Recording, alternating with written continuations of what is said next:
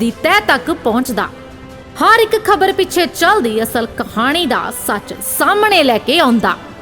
ਰਾਜਨੀਤੀ ਦੀ ਹਰੇਕ ਰਣਨੀਤੀ ਤੋਂ ਜਾਣੂ ਕਰਵਾਉਂਦਾ।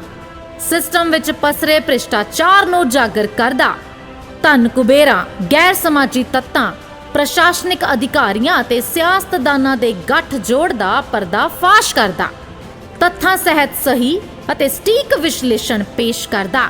ਇਹ ਹੈ ਟੀਵੀ ਪੰਜਾਬੀ ਦੁਨੀਆ, ਆਪਣੀ ਬੋਲੀ ਆਪਣਾ ਮਾਣ। ਤੁਸੀਂ ਵੇਖ ਰਹੇ ਹੋ ਟੀਵੀ ਪੰਜਾਬੀ ਦੁਨੀਆ। ਪ੍ਰਾਈਮ ਟਾਈਮ ਸ਼ੋਅ ਦਾ ਹੋ ਗਿਆ ਜੀ ਸਮਾਂ। ਪ੍ਰਾਈਮ ਟਾਈਮ ਸ਼ੋਅ ਲੈ ਕੇ ਅਸੀਂ ਤੁਹਾਡੀ ਸੇਵਾ 'ਚ ਹਾਜ਼ਰ ਹੋ ਗਏ। ਮੇਰੇ ਨਾਲ ਜੁੜੇ ਨੇ ਅੱਜ ਪਟਿਆਲਾ ਤੋਂ ਮਨਦੀਪ ਖਰੋੜ ਹੀਰੀ ਤੇ ਨਾਲ ਦੀ ਨਾਲ ਸੁਸ਼ੀਲ ਦਸਾਂਝ ਹਰ ਰੋਜ਼ ਜੁੜਦੇ ਨੇ। ਮੈਂ ਦੋਨਾਂ ਹੀ ਜਰਨਲਿਸਟ ਦਾ ਸਵਾਗਤ ਕਰਦਾ, ਨਾਲ ਆਪਣੇ ਦਰਸ਼ਕਾਂ ਦਾ ਵੀ ਸਵਾਗਤ ਕਰਦੇ ਹਾਂ ਜੀ ਆਇਆਂ ਨੂੰ ਜੀ ਸਭ ਨੂੰ। ਧੰਨਵਾਦ ਗਿਲ ਸਾਹਿਬ ਤੁਹਾਡਾ ਜੀ, ਮਿਹਰਬਾਨੀ, ਬਹੁਤ ਸ਼ੁਕਰੀਆ ਜੀ। ਮਨਦੀਪ ਜੀ ਤੁਹਾਡੇ ਤੋਂ ਸ਼ੁਰੂ ਕਰਦਾ। ਅੱਜ ਮੈਂ ਸਭ ਤੋਂ ਪਹਿਲੀ ਖਬਰ ਤਾਂ ਸ਼੍ਰੋਮਣੀ ਗੁਰਦੁਆਰਾ ਪ੍ਰਬੰਧਕ ਕਮੇਟੀ ਦਾ ਜਿਹੜਾ ਸੁਪਰੀਮ ਕੋਰਟ ਤੋਂ ਫੈਸਲਾ ਆਇਆ,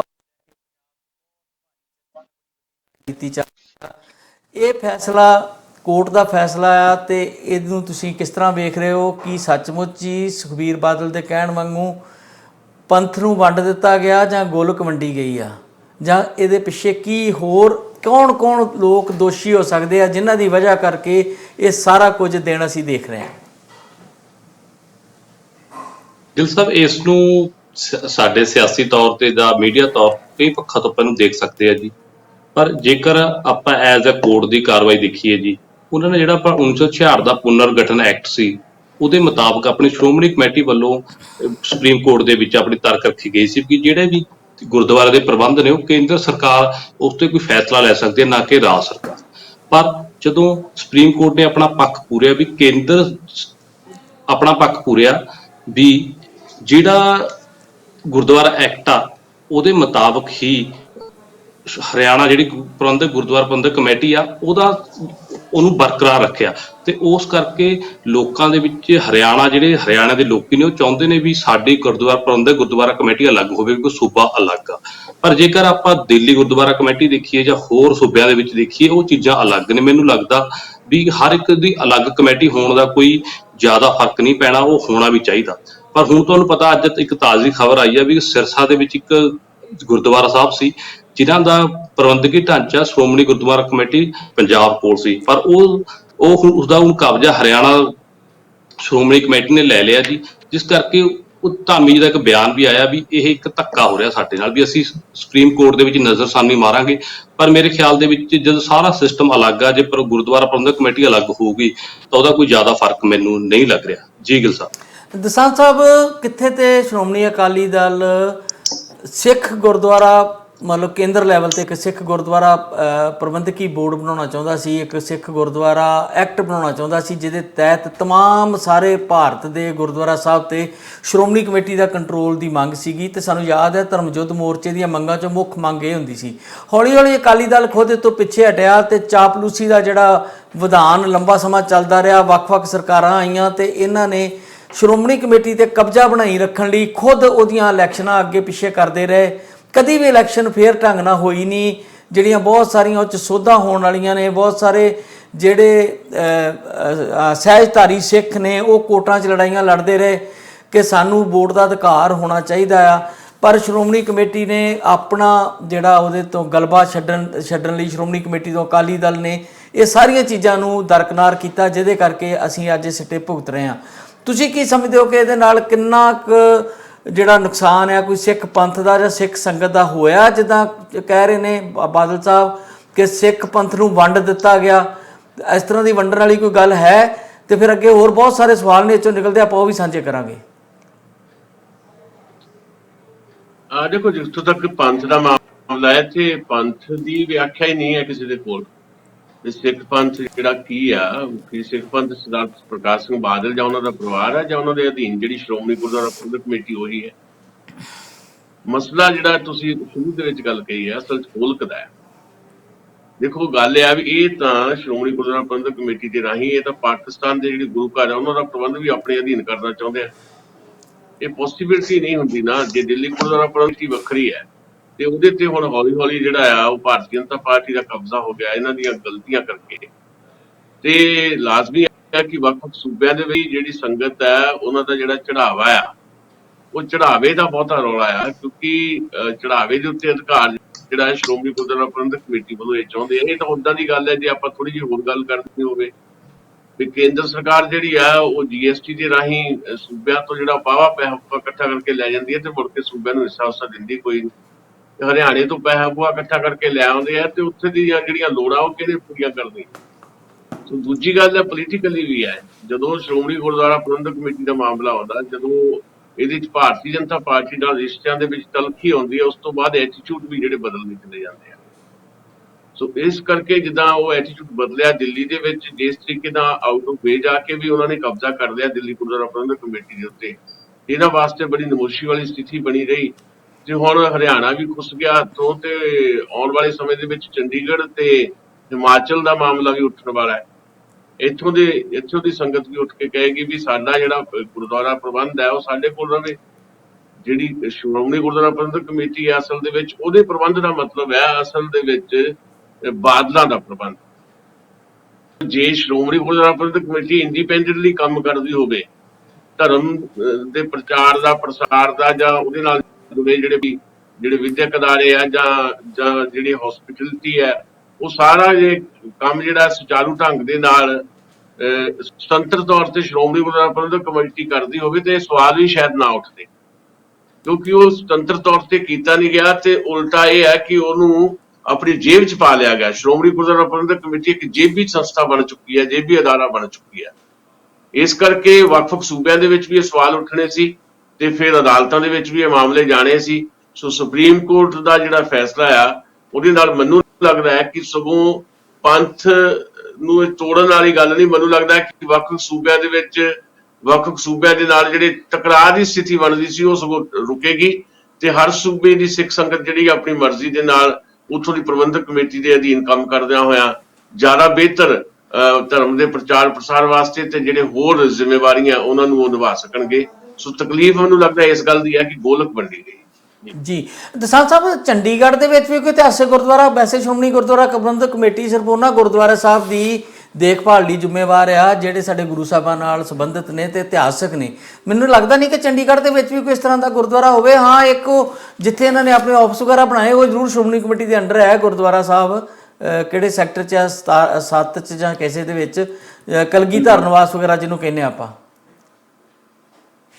ਦੇਖੋ 15 ਸੈਕਟਰ ਵਾਲਾ ਗੁਰਦੁਆਰਾ ਸ਼ਾਇਦ ਉਹ ਜਿੱਥੇ ਰਿਆੜ ਸਾਹਿਬ ਰਹੇ ਨੇ ਲਗਾਤਾਰ ਪ੍ਰਧਾਨ ਰਵਿੰਦਰ ਰਿਆੜ, ਤੇ ਉਹ ਪ੍ਰਬੰਧ ਉਹਨਾਂ ਦੇ ਕੋਲ ਹੈ। ਪਰ ਮਸਲਾ ਇਹ ਆ ਕਿ ਇਤਿਹਾਸਕ ਦਾ ਤਾਂ ਇਹ ਆ ਵੀ ਤੁਸੀਂ ਕਿਸੇ ਪਾਸੇ ਵੀ ਗੱਲ ਕਰ ਲਓ, ਕੋਈ ਨਾ ਕੋਈ ਇਤਿਹਾਸ ਜਿਹੜਾ ਹੈ ਉਹ ਨਾਲ ਦੀ ਨਾਲ ਜੋੜ ਹੀ ਦਿੱਤਾ ਜਾਂਦਾ। ਸੋ ਇਸ ਕਰਕੇ ਜੇ ਤੁਸੀਂ ਇੱਥੇ ਜਾਣਾ ਹੋਵੇ ਵੀ ਹਾਂ ਕਿਹੜਾ ਗੁਰਦੁਆਰਾ ਇਤਿਹਾਸਕ ਹੈ ਕਿਹੜਾ ਨਹੀਂ, ਇੱਥੇ ਦੇਸ਼ ਭਰ ਦੇ ਵਿੱਚ ਵੀ ਤੇ ਪੰਜਾਬ 'ਚ ਖਾਸ ਤੌਰ ਦੇ ਉੱਤੇ ਜਾਂ ਵੱਖ ਸੂਬਿਆਂ ਦੇ ਵਿੱਚ ਵੀ ਜਿਹੜੇ ਗੁਰੂ ਘਰ ਆ ਉਹਦੇ ਨਾਲ ਨਾ ਵੀ ਕੋਈ ਇਤਿਹਾਸ ਹੋਵੇ ਤਾਂ ਵੀ ਇਤਿਹਾਸ ਜਿਹੜਾ ਹੈ ਜੋੜ ਦਿੱਤਾ ਜਾਂਦਾ। ਕਈ ਵਾਰੀ ਮਿਥਿਹਾਸ ਨੂੰ ਵੀ ਇਤਿਹਾਸ ਬਣਾ ਦਿੱਤਾ ਜਾਂਦਾ। ਸੋ ਮੇਰੀ ਨਜ਼ਰ 'ਚ ਨਹੀਂ ਹੈ ਕੋਈ ਏਦਾਂ ਦਾ ਗੁਰਦੁਆਰਾ ਜਿਹਦੇ ਬਾਰੇ ਕਿਹਾ ਜਾ ਸਕਦਾ ਵੀ ਹਾਂ ਵੀ ਇਹ ਇਤਿਹਾਸਕ ਗੁਰਦੁਆਰਾ, ਪਰ ਇਤਿਹਾਸਕ ਬਣਾ ਦਿੱਤਾ ਜਾਂਦਾ। ਕਿਹੜਾ ਕੋਈ ਉੱਥੇ ਪਰਖ ਕਰਨ ਜਾਂਦਾ ਇਸ ਵੇਲੇ, ਕੋਈ ਉਹਦੀ ਪੁਣਛਾਣ ਕਰਨ ਦਿੱਤਾ ਜਾਂਦਾ। ਉਂਝ ਇਹ ਹੈ ਕਿ ਇਹਨਾਂ ਦਾ ਪ੍ਰਬੰਧ ਜਿਹੜਾ ਆ ਸ਼੍ਰੋਮਣੀ ਗੁਰਦੁਆਰਾ ਪ੍ਰਬੰਧਕ ਕਮੇਟੀ ਕੋਲ ਨਹੀਂ ਹੈ, ਚੰਡੀਗੜ੍ਹ ਦੇ ਬਾਕੀ ਗੁਰਦੁਆਰਿਆਂ ਨੂੰ ਛੱਡ ਕੇ। ਇਸ ਕਰਕੇ ਉੱਥੇ ਵੀ ਮੰਗ ਜਿਹੜੀ ਆ, ਹਿਮਾਚਲ 'ਚ ਵੀ ਇਹ ਗੱਲ ਉੱਠ ਰਹੀ ਹੈ ਕਿ ਉੱਥੋਂ ਦੇ ਗੁਰਦੁਆਰਿਆਂ ਦਾ ਪ੍ਰਬੰਧ ਸ਼੍ਰੋਮਣੀ ਕਮੇਟੀ ਗੁਰਦੁਆਰਿਆਂ ਦਾ, ਸੋ ਸ਼ਾਇਦ ਉੱਥੇ ਵੀ ਇਹ ਮੰਗ ਉੱਠੇਗੀ। ਹੁਣ ਉੱਥੇ ਦੀ ਵੱਖਰੀ ਪ੍ਰਬੰਧਕ ਬਾਰੇ ਵੀ ਗੱਲ ਚੱਲ ਸਕਦੀ ਹੈ। ਜੀ ਬਿਲਕੁਲ ਜੀ, ਉੱਥੋਂ ਤਾਂ ਮੇਰੇ ਖਿਆਲ 3 ਮੈਂਬਰ ਆਉਂਦੇ ਸੀ, ਇੱਕ ਚੰਡੀਗੜ੍ਹ ਤੋਂ ਆਉਂਦਾ ਸੀਗਾ ਔਰ ਉੱਥੇ ਹਿਮਾਚਲ 'ਚ ਤੇ ਕਾਫੀ ਸਾਰੇ ਗੁਰਦੁਆਰੇ ਹੈਗੇ, ਮਨੀਕਰਨ ਸਾਹਿਬ ਜਾਂ ਕੁਝ ਹੋਰ ਗੁਰਦੁਆਰਾ ਸਾਹਿਬ ਵੀ ਇਤਿਹਾਸਕ ਗੁਰੂ ਸਾਹਿਬਾਂ ਦੇ ਨਾਲ ਸੰਬੰਧਿਤ ਹੈਗੇ ਆ। ਜਿੱਦਾਂ ਮੋਹਾਲੀ 'ਚ ਅੰਬ ਸਾਹਿਬ ਦਾ ਆਪਾਂ ਜ਼ਿਕਰ ਕਰ ਸਕਦੇ, ਪਰ ਉਹ ਵੀ ਕਿਉਂਕਿ ਚੰਡੀਗੜ੍ਹ ਦਾ ਹਿੱਸਾ ਨਹੀਂ ਹੈ, ਇਸ ਕਰਕੇ ਉਹਨੂੰ ਚੰਡੀਗੜ੍ਹ ਦੇ ਨਾਲ ਨਹੀਂ ਜੋੜ ਸਕਦੇ। ਅੱਛਾ, ਤੁਸੀਂ ਖਰੋੜ ਸਾਹਿਬ ਮੈਨੂੰ ਥੋੜ੍ਹਾ ਜਿਹਾ ਦੱਸੋ ਕਿ ਕੁਝ ਲੋਕਾਂ ਦਾ ਮੰਨਣਾ ਇਹ ਆ ਕਿ ਇਹ ਐਕਟ ਨੂੰ ਮਨਜ਼ੂਰ ਕਰਕੇ ਜਿਹੜਾ 2014 'ਚ ਭੁਪਿੰਦਰ ਹੁੱਡਾ ਹਰਾਂ ਬਣਾਇਆ ਸੀਗਾ, ਜਿਹੜੀ ਸੁਪਰੀਮ ਕੋਰਟ ਆ ਉਹਨੇ ਇੱਕ ਨਵੇਂ ਰਾਹ ਖੋਲ੍ਹ ਦਿੱਤੇ ਆ। ਉਹ ਰਾਹ ਇਹ ਆ ਕਿ ਜਿਹੜਾ ਫੈਡਰਲਿਜ਼ਮ ਆ ਉਹਨੂੰ ਸਟਰੋਂਗ ਕੀਤਾ ਆ ਕਿ ਜਿਹੜੀਆਂ ਸਟੇਟਾਂ ਨੇ ਉਹ ਆਪਣੇ ਪ੍ਰਬੰਧ ਆਪ ਕਰ ਸਕਦੀਆਂ ਨੇ ਬਹੁਤ ਸਾਰੇ ਮਸਲਿਆਂ 'ਚ। ਇਕੱਲਾ ਗੁਰਦੁਆਰਾ ਪ੍ਰਬੰਧ ਨਹੀਂ, ਇਤਿਹਾਸਕ ਗੁਰਦੁਆਰਿਆਂ ਦੇ ਪ੍ਰਬੰਧ ਦੀ ਇਕੱਲਿਆਂ ਦੀ ਗੱਲ ਨਹੀਂ, ਧਾਰਮਿਕ ਸਥਾਨਾਂ ਦੀ ਗੱਲ ਨਹੀਂ, ਜਿਹੜੇ ਹੋਰ ਵੀ ਰਿਲੇਟਡ ਮਸਲੇ ਨੇ ਉਹਨਾਂ ਲਈ ਇੱਕ ਨਵਾਂ ਰਾਹ ਖੁੱਲ੍ਹੇਗਾ ਇਸ ਜਿਹੜੀ ਫੈਸਲੇ ਨੂੰ ਆਧਾਰ ਬਣਾ ਕੇ। ਜਿੱਦਾਂ ਪੰਜਾਬ ਦੇ ਪਾਣੀਆਂ ਦੇ ਮਸਲੇ ਨੇ, ਪੰਜਾਬ ਦੇ ਹੋਰ ਬਹੁਤ ਸਾਰੇ ਮਸਲੇ ਨੇ ਜਿਹੜੇ ਕੇਂਦਰ ਵੱਲ ਮੂੰਹ ਚੁੱਕ ਕੇ ਵੇਖਣਾ ਪੈਂਦਾ, ਤੇ ਹੁਣ ਇਸ ਫੈਸਲੇ ਦੀ ਰੋਸ਼ਨੀ ਦੇ ਵਿੱਚ ਸਟੇਟਾਂ ਕੋਲ ਜਿਹੜਾ ਬੁਨਿਆਦੀ ਹੱਕ ਹੈ ਫੈਡਰਲਿਜ਼ਮ ਵਾਲਾ, ਉਹ ਵਾਪਸ ਆਉਣ ਦਾ ਕੋਈ ਰਾਹ ਖੁੱਲੇਗਾ?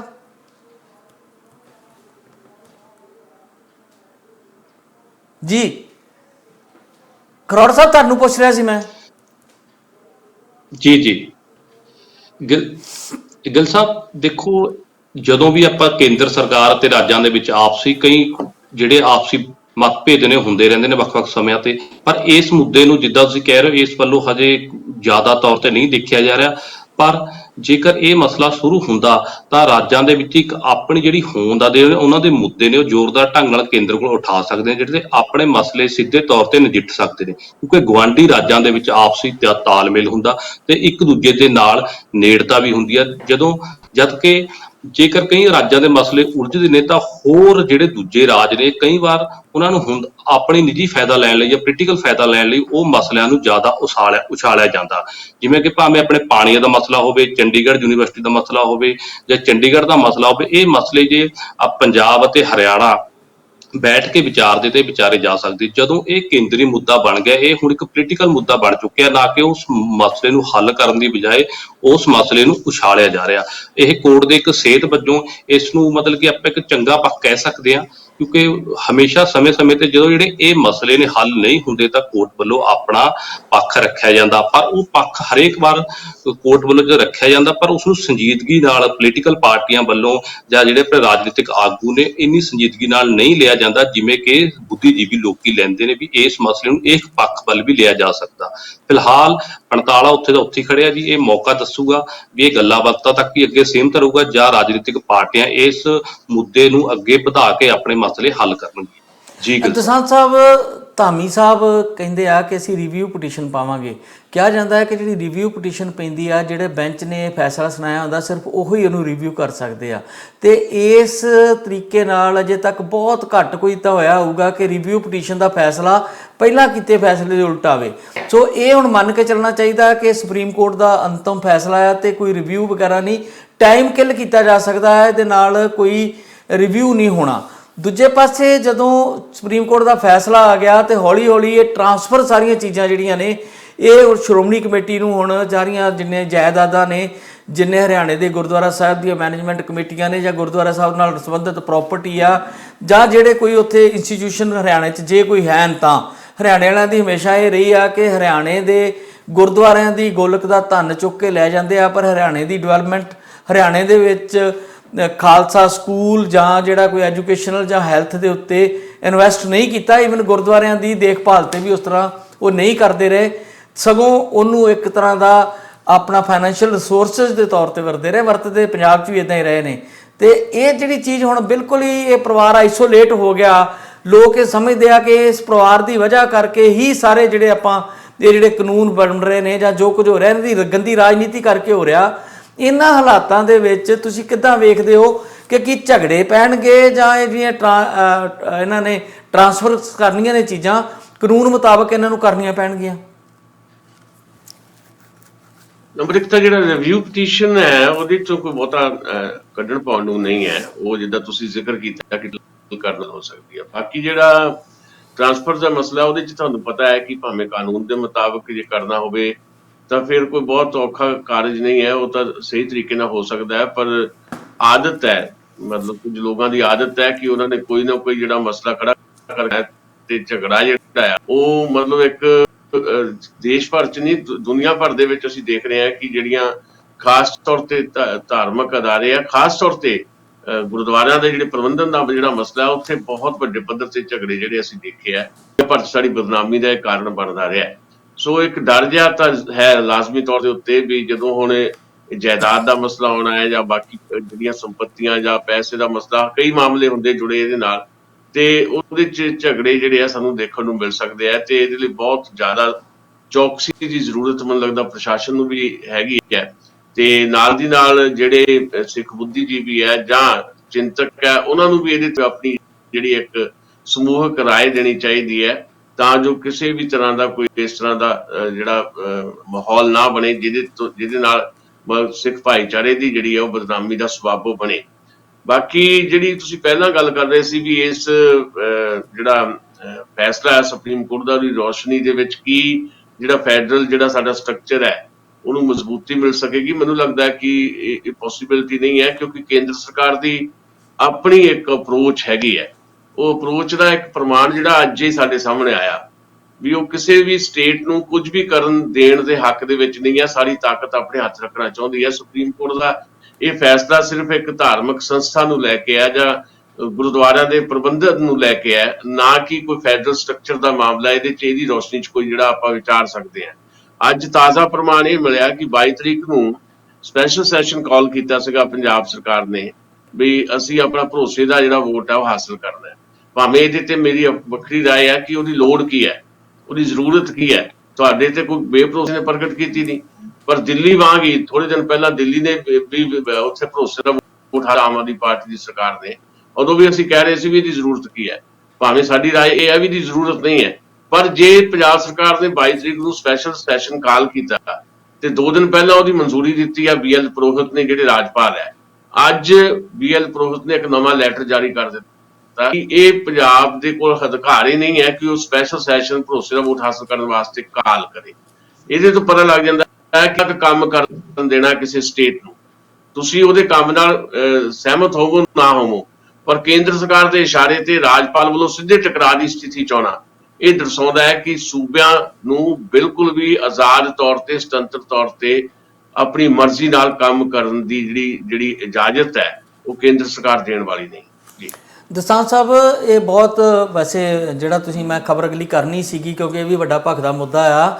ਆਪਾਂ ਮਨਦੀਪ ਰਾਂ ਨੂੰ ਨਾਲ ਜੋੜ ਲੈਂਦੇ ਹਾਂ। ਮੇਰੀ ਅੱਜ ਇੱਕ ਮੰਤਰੀ ਸਾਹਿਬ ਨਾਲ ਵੀ ਇਸ ਮਾਮਲੇ ਤੇ ਗੱਲ ਹੋਈ ਸੀ ਕਿ ਕੀ ਕਾਰਨ ਹੋਇਆ ਕਿ ਜਿਹੜਾ ਰਾਜਪਾਲ ਨੂੰ ਇਹ ਜਿਹੜਾ ਸੈਸ਼ਨ ਹੈ ਉਹਨੂੰ ਰੋਕਣਾ ਪਿਆ।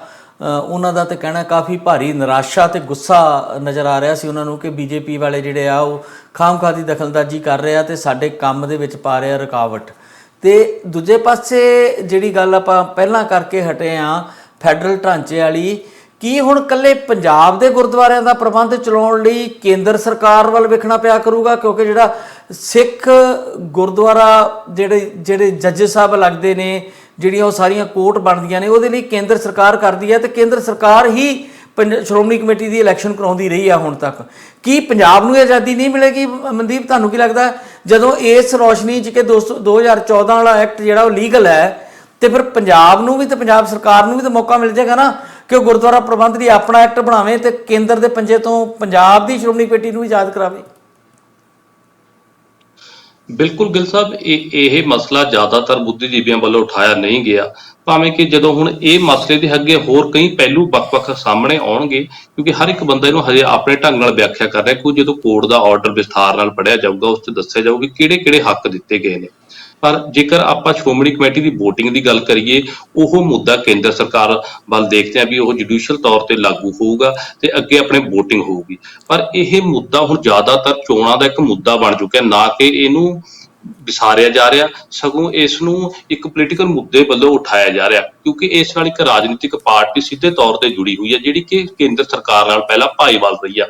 ਇਸ ਚੀਜ਼ ਨੂੰ ਬੜੀ ਸੰਜੀਦਗੀ ਨਾਲ ਲੈਣ ਦੀ ਲੋੜ ਆ, ਕਿਉਂਕਿ ਇਹ ਸਮਾਂ ਦਿਨੋਂ ਦਿਨ ਲੱਗਦਾ ਜਾ ਰਿਹਾ ਸਿਰਫ ਮੁੱਦੇ ਤੱਕ ਹੀ ਖੜਿਆ, ਕਿਉਂਕਿ ਇਸ ਦੇ ਵਿੱਚ ਜਿਹੜੇ ਸ਼੍ਰੋਮਣੀ ਕਮੇਟੀ ਦੀਆਂ ਵੋਟਾਂ ਨਿਰਪੱਖ ਤੌਰ ਤੇ ਹੋਣੀਆਂ ਚਾਹੀਦੀਆਂ ਤੇ ਪੰਜਾਬ ਸਰਕਾਰ ਨੂੰ ਤੇ ਪੰਜਾਬ ਨੂੰ ਆਪਣਾ ਪੱਖ ਰੱਖਣਾ ਚਾਹੀਦਾ ਲੀਗਲ ਤੌਰ ਤੇ, ਤਾਂ ਜੋ ਜਿਹੜੇ ਸਾਡੇ ਆਪਣੇ ਹੱਕ ਨੇ, ਜਿਵੇਂ ਕਿ ਇਹ ਹਰਿਆਣਾ ਨੇ ਰੱਖਿਆ ਵੀ ਆਪਣਾ ਗੁਰਦੁਆਰਾ ਪ੍ਰਬੰਧਕ ਕਮੇਟੀ ਲੈਣ ਲਈ, ਉਸੇ ਤਰ੍ਹਾਂ ਪੰਜਾਬ ਸਰਕਾਰ ਨੂੰ ਆਪਣਾ ਹੱਕ ਰੱਖਣਾ ਚਾਹੀਦਾ, ਕਿਉਂਕਿ ਸਾਡੀ ਪੋਲੀਟਿਕਲ ਰਾਜ ਧਾਰਮਿਕ ਬੋਡੀ ਆ, ਇਸ ਨੂੰ ਅਸੀਂ ਚੋਣਾਂ ਕਰਵਾਉਣ ਲਈ ਸੂਬਾ ਸਰਕਾਰ ਕੋਲ ਵੀ ਪਾਵਰਾਂ ਹੋਣੀਆਂ ਚਾਹੀਦੀਆਂ। ਜੀ ਗਿੱਲ ਸਾਹਿਬ, ਦਸਾਂਝ ਸਾਹਿਬ, ਜੇ ਇਹ ਮਸਲਾ ਹੋਣ ਵਾਲੀ ਮੌਜੂਦਾ ਸਰਕਾਰ ਜਿਹੜੀ ਅਕਾਲੀ ਦਲ ਦੀ ਨਹੀਂ ਹੈ, ਜੇ ਅਕਾਲੀ ਦਲ ਦੀ ਸਰਕਾਰ ਹੁੰਦੀ ਤੇ ਫਿਰ ਇਹ ਮਸਲਾ ਆਪਣੇ ਆਪ ਆਟੋਮੈਟਿਕਲੀ ਇਸ ਪਾਸੇ ਜਾਣਾ ਸੀਗਾ ਕਿ ਜੇ ਹਰਿਆਣੇ ਨੂੰ ਆਖਿਆ ਆਪਣਾ ਐਕਟ ਬਣਾਉਣ ਦਾ ਤੇ ਫਿਰ ਤੁਸੀਂ ਬਾਹਰ ਨਿਕਲੋ, ਪੰਜਾਬ ਨੂੰ ਅਸੀਂ ਆਪ ਚਲਾਵਾਂਗੇ। ਹੁਣ ਕਿਉਂਕਿ ਵਿਰੋਧੀ ਪਾਰਟੀ ਦੀ ਸਰਕਾਰ ਆ, ਆਪਣੇ ਭਗਵੰਤ ਮਾਨ ਹੋਰਾਂ ਦੀ ਸਰਕਾਰ ਆ, ਜੋ ਇਹਨੂੰ ਆਪਣੇ ਹੱਥ 'ਚ ਲੈਣ ਦੀ ਕੋਸ਼ਿਸ਼ ਕਰਦੇ ਆ ਤੇ ਪੰਜਾਬ ਦੇ ਵਿੱਚ ਇੱਕ ਵੱਡਾ ਬਾਵੇਲਾ ਖੜਾ ਹੋ ਸਕਦਾ ਆ ਅਕਾਲੀ ਦਲ ਵੱਲੋਂ, ਕਿਉਂਕਿ ਅਕਾਲੀ ਦਲ ਵੀ ਆਪਣੀ ਗੁਆਚੀ ਜ਼ਮੀਨ ਲੱਭ ਰਿਹਾ, ਉਹਨੂੰ ਕੋਈ ਨਾ ਕੋਈ ਬਹਾਨਾ ਚਾਹੀਦਾ ਹੈ ਕਿ ਉਹ ਲੋਕਾਂ ਨੂੰ ਆਪਣੇ ਨਾਲ ਜੋੜ ਸਕੇ ਤੇ ਲੋਕਾਂ ਦੀਆਂ ਭਾਵਨਾਵਾਂ ਨੂੰ ਕੈਸ਼ ਕਰਾ ਕੇ ਫਿਰ ਮੁੜ ਤੋਂ ਆਪਣੀ ਰਾਜਨੀਤੀ ਚਮਕਾ ਸਕੇ। ਦੂਜੇ ਪਾਸੇ ਜਿਹੜਾ ਹਾਲਾਤ ਆ ਉਹ ਇਹ ਆ ਕਿ ਇਸ ਫੈਸਲੇ ਦੇ ਉੱਤੇ ਅਜੇ ਸੰਗਤ ਦਾ, ਨਾ ਹਰਿਆਣੇ ਦੀ ਸੰਗਤ ਦਾ ਨਾ ਪੰਜਾਬ ਦੀ ਸੰਗਤ ਦਾ, ਕਿਉਂਕਿ ਸਿੱਖ ਧਰਮ ਵਿੱਚ ਸੰਗਤ ਪੰਗਤ ਜਿਹੜੀ ਆ ਜਾਂ ਡੈਮੋਕ੍ਰੇਸੀ ਆ ਉਹਦਾ ਬੜਾ ਵੱਡਾ, ਕਿਉਂਕਿ 5 ਪਿਆਰਿਆਂ ਵਾਲਾ ਸਿਧਾਂਤ ਵੀ ਜਿਹੜਾ ਉਹ ਸਿੱਖ ਧਰਮ 'ਚ ਹੀ ਆ ਕਿ ਗੁਰੂ ਜਿਹੜਾ ਆ ਉਹਦੇ ਨਾਲ ਵੀ ਉੱਪਰ ਫੈਸਲਾ ਪੰਜਾਂ ਪਿਆਰਿਆਂ ਦਾ ਹੋ ਸਕਦਾ ਹੈ। ਤੇ ਜਿਹੜੀ ਸੰਗਤ ਆ ਉਹ ਕਿਸੇ ਨਾਲ ਖੜੀ ਨਜ਼ਰ ਨਹੀਂ ਆਉਂਦੀ ਕਿ ਸੰਗਤ ਵੱਲੋਂ ਕੋਈ ਇਦਾਂ ਦਾ ਨਹੀਂ ਆਇਆ। ਕੁਝ ਇੱਕ ਪੋਲੀਟੀਕਲ ਐਨਾਲਿਸਟ ਤੇ ਕੁਝ ਇੱਕ ਲੋਕ ਇਦਾਂ ਦੀ ਗੱਲ ਜ਼ਰੂਰ ਕਰ ਰਹੇ ਆ ਕਿ ਚੰਗਾ ਹੋਇਆ ਮਾੜਾ ਹੋਇਆ ਜਾਂ ਜੋ ਵੀ ਹੋਇਆ, ਜੋ ਗੱਲਾਂ ਅਸੀਂ ਕਰ ਰਹੇ ਹਾਂ। ਜਿਹੜੀ ਸੰਗਤ ਆ ਉਹ ਕਿਸੇ ਪਾਸੇ ਖੜੀ ਨਹੀਂ ਦਿਖ ਰਹੀ, ਨਾ ਸੁਖਬੀਰ ਬਾਦਲ ਦੀ ਪਿੱਠ ਤੇ, ਨਾ ਹਰਿਆਣੇ ਦੀ ਸੰਗਤ ਵੱਲੋਂ ਕੋਈ ਇਦਾਂ ਦੀ ਖੁਸ਼ੀ ਦਾ ਪ੍ਰਗਟਾਵਾ ਕੀਤਾ ਗਿਆ। ਦੂਜੇ ਪਾਸੇ ਜਿਹੜੇ ਦਾਦੂਵਾਲ ਸਾਹਿਬ ਨੇ, ਜਿਹੜਾ ਉਹਨਾਂ ਦਾ ਰੋਲ ਨਜ਼ਰ ਆ ਰਿਹਾ, ਪਹਿਲਾਂ ਝੁੰਡਾ ਸਾਹਿਬ ਲੜਾਈ ਲੜਦੇ ਰਹੇ ਤੇ ਜਿਹੜਾ ਦਾਦੂਵਾਲ ਦਾ ਰੋਲ ਹੈ ਉਹ ਜਿੱਦਾਂ ਖੱਟੜ ਸਾਹਿਬ ਦਾ ਧੰਨਵਾਦ ਕਰ ਰਹੇ, ਫੈਸਲਾ ਸੁਣਾਇਆ ਕੋਰਟ ਨੇ, ਉਹ ਮੋਦੀ ਸਾਹਿਬ ਦਾ ਕਰ ਰਹੇ ਆ, ਉਹ ਖੱਟੜ ਸਾਹਿਬ ਦਾ ਕਰ ਰਹੇ ਆ, ਅਮਿਤ ਸ਼ਾਹ ਦਾ ਕਰ ਰਹੇ ਆ।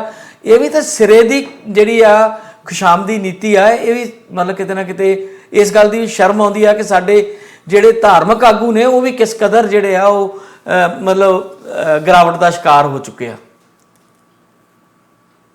ਬਿਲਕੁਲ ਜੀ ਗਿਲ ਸਾਹਿਬ, ਜਿੱਦਾਂ ਦਸਾਂਝ ਸਾਹਿਬ ਨੇ, ਹਾਂ ਚਲੋ ਦਸਾਂਝ ਸਾਹਿਬ ਮਨਦੀਪ ਜੀ ਕਰੋ ਗੱਲ। ਤੁਸੀਂ ਨਾ ਥੋੜਾ ਜਿਹਾ ਆਪਸ ਵਿੱਚ ਕੁਐਸਚਨ, ਆਪਾਂ ਇਹ ਨਹੀਂ ਕਿ ਮੈਂ ਕੁਐਸਚਨ ਕਰਦਾ ਤੁਸੀਂ ਜਵਾਬ ਦੇ ਰਹੇ ਹੋ, ਉਹਨੂੰ ਡਿਬੇਟ ਵਾਂਗੂ ਬਣਾ ਸਕਦੇ ਆ, ਆਪਣੀ ਸਾਂਝੀ ਗੱਲ ਕਰ ਸਕਦੇ ਦੋਨੋਂ ਜਣੇ ਮਿਲ ਕੇ ਜੀ। ਕਿ ਗਿਲ ਸਾਹਿਬ ਦਸਾਂਝ ਸਾਹਿਬ ਨੇ ਨਾ ਬੜਾ ਸਾਫ਼ ਕੀਤੀ ਪਹਿਲੀ ਗੱਲ ਜੀ ਵੀ ਸਾਰਾ ਗੋਲਕ ਦਾ ਮਸਲਾ, ਜਦੋਂ ਕਿ ਸ਼੍ਰੋਮਣੀ ਕਮੇਟੀ ਆਪਣਾ ਜਿਹੜਾ ਢੰਗ ਸੀ ਧਰਮ ਪ੍ਰਚਾਰ ਦਾ, ਜਿਹੜੇ ਸਿੱਖਿਆ ਆਪਣੇ ਕਾਲਜ ਵਗੈਰਾ ਚੱਲ ਰਹੇ ਨੇ ਉਹਨਾਂ ਨੂੰ ਸੰਜੀਦਗੀ ਨਾਲ ਚਲਾਉਂਦੀ ਤੇ ਲੋਕਾਂ ਨੂੰ ਧਰਮ ਪ੍ਰਚਾਰ ਦੇ ਨਾਲ ਨਾਲ ਇੱਕ ਵਧੀਆ ਪ੍ਰਸ਼ਾਸਨ ਦਿੰਦੀ, ਤਾਂ ਇਹ ਮੁੱਦਾ ਕਦੇ ਨਹੀਂ ਹੋਣਾ ਸੀ।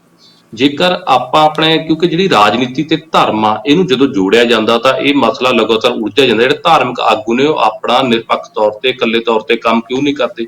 ਉਹ ਹਮੇਸ਼ਾ ਰਾਜਨੀਤੀ ਨਾਲ ਜੁੜੇ ਹੋਣ ਕਰਕੇ ਇਸ ਮਸਲੇ ਨੂੰ ਜ਼ਿਆਦਾ ਰਾਜਨੀਤਿਕ ਤੌਰ ਤੇ ਉਭਾਰਿਆ ਜਾਂਦਾ, ਨਾ ਕਿ ਧਰਮ ਦੇ ਪ੍ਰਚਾਰ ਪੱਖੋਂ। ਸਾਡੇ ਕੋਲ ਏਡਾ ਵੱਡਾ ਸਰਮਾਇਆ, ਸ਼੍ਰੋਮਣੀ ਕਮੇਟੀ ਕੋਲ ਏਡੀ ਵੱਡੀ ਆਮਦਨ ਆ, ਪਰ ਉਸ ਪੱਧਰ ਤੇ ਸਾਡੇ ਸਿੱਖ ਧਰਮ ਦਾ ਪ੍ਰਚਾਰ ਵੀ ਨਹੀਂ ਹੋ ਰਿਹਾ। ਤੇ ਉਸ ਪੱਧਰ ਤੇ ਜਿਹੜੇ ਕਿ ਸਾਡੇ ਸ਼੍ਰੋਮਣੀ ਕਮੇਟੀ ਵੱਲੋਂ ਕਾਲਜ ਵਗੈਰਾ ਚਲਾਏ ਜਾ ਰਹੇ, ਲੋਕਾਂ ਨੂੰ ਸਕੋਲਰਸ਼ਿਪਾਂ, ਏਦਾਂ ਬੱਚਿਆਂ ਦੀ ਪੜ੍ਹਾਈ ਪੱਖੋਂ ਵੀ ਉਹ ਪੈਸਾ ਸਹੀ ਜਗ੍ਹਾ ਇਨਵੈਸਟ ਨਹੀਂ ਹੋ ਰਿਹਾ। ਕਿਉਂਕਿ ਜ਼ਿਆਦਾਤਰ ਆਪਾਂ ਦੇਖਦੇ ਹਾਂ ਗੁਰਦੁਆਰਾ ਸਾਹਿਬ ਦੀ ਮੁਰੰਮਤ ਹੁੰਦੀ ਰਹਿੰਦੀ ਆ, ਪਰ ਜਿਹੜੇ ਕਿ ਮੇਨ ਮਸਲੇ ਨੇ ਸਿੱਖ ਧਰਮ ਦੇ ਪ੍ਰਚਾਰ ਦੇ, ਉਹ ਮੈਨੂੰ ਲੱਗਦਾ ਨਹੀਂ ਪਿੰਡ ਪੱਧਰ ਤੇ ਉਸ ਦੀ ਸੰਜੀਦਗੀ ਨਾਲ ਕੰਮ ਕੀਤਾ ਜਾ ਰਿਹਾ ਜੀ। ਮੈਨੂੰ ਤਾਂ ਲੱਗਦਾ ਮਨਦੀਪ ਜੀ ਗੁਰਦੁਆਰਿਆਂ ਦੀ ਮੁਰੰਮਤ ਵੀ ਸ਼੍ਰੋਮਣੀ ਕਮੇਟੀ ਨਹੀਂ ਕਰਾਉਂਦੀ, ਕਾਰਸੇ ਵਾਲੇ ਬਾਬਿਆਂ ਨੂੰ ਦੇ ਦਿੰਦੀ ਆ। ਉਹ ਗੁਰਦੁਆਰਿਆਂ ਦੇ ਇਤਿਹਾਸ ਦਾ ਬੇੜਾ ਗਰਕ ਕਰੀ ਤੁਰੇ ਜਾਂਦੇ, ਪੱਥਰ ਲਾ ਲਾ ਕੇ, ਮਾਰਬਲ ਲਾ ਲਾ ਕੇ। ਦਸਾਂਝ ਸਾਹਿਬ ਤੁਹਾਡੇ ਇਹਦੇ ਤੇ ਕੀ ਵਿਊ ਆ? ਜਿਹੜੀ ਗੱਲ ਮੈਂ ਪੁੱਛ ਰਿਹਾ ਸੀਗਾ, ਸਾਂਝਾ ਕੁਐਸਚਨ ਸੀ ਤੁਹਾਡੇ ਦੋਨਾਂ ਲਈ, ਕਿ ਜਿਸ ਤਰ੍ਹਾਂ ਦਾ ਹੁਣ ਮਾਹੌਲ ਬਣਿਆ, ਜਿਹੜੀ ਸਿੱਖ ਸੰਗਤ ਆ ਉਹਦੇ ਵੱਲੋਂ ਕੋਈ ਅਜੇ ਪ੍ਰਤੀਕਰਮ ਸਾਹਮਣੇ ਨਹੀਂ ਆ ਰਿਹਾ, ਨਾ ਉਹ ਸੁਖਬੀਰ ਬਾਦਲ ਦੇ ਪਿੱਛੇ ਖੜੇ ਦਿਖਦੇ ਆ, ਨਾ ਹਰਿਆਣੇ ਦੇ ਇਸ ਹੱਕ 'ਚ ਹੋਏ ਫੈਸਲੇ ਦੇ ਹੱਕ 'ਚ ਜਾਂ ਵਿਰੋਧ 'ਚ ਕੋਈ ਸੰਗਤ ਵੱਲੋਂ ਆਵਾਜ਼ ਆ। ਤੁਹਾਨੂੰ ਕੀ ਲੱਗਦਾ ਹੈ ਕਿ ਆਮ ਪਬਲਿਕ ਦੀ ਆਵਾਜ਼ ਕਿਤੇ ਉੱਠੂਗੀ ਇਸ ਮਾਮਲੇ ਦੇ ਉੱਤੇ ਕਿ ਕੀ ਹੋਣਾ ਕੀ ਚਾਹੀਦਾ?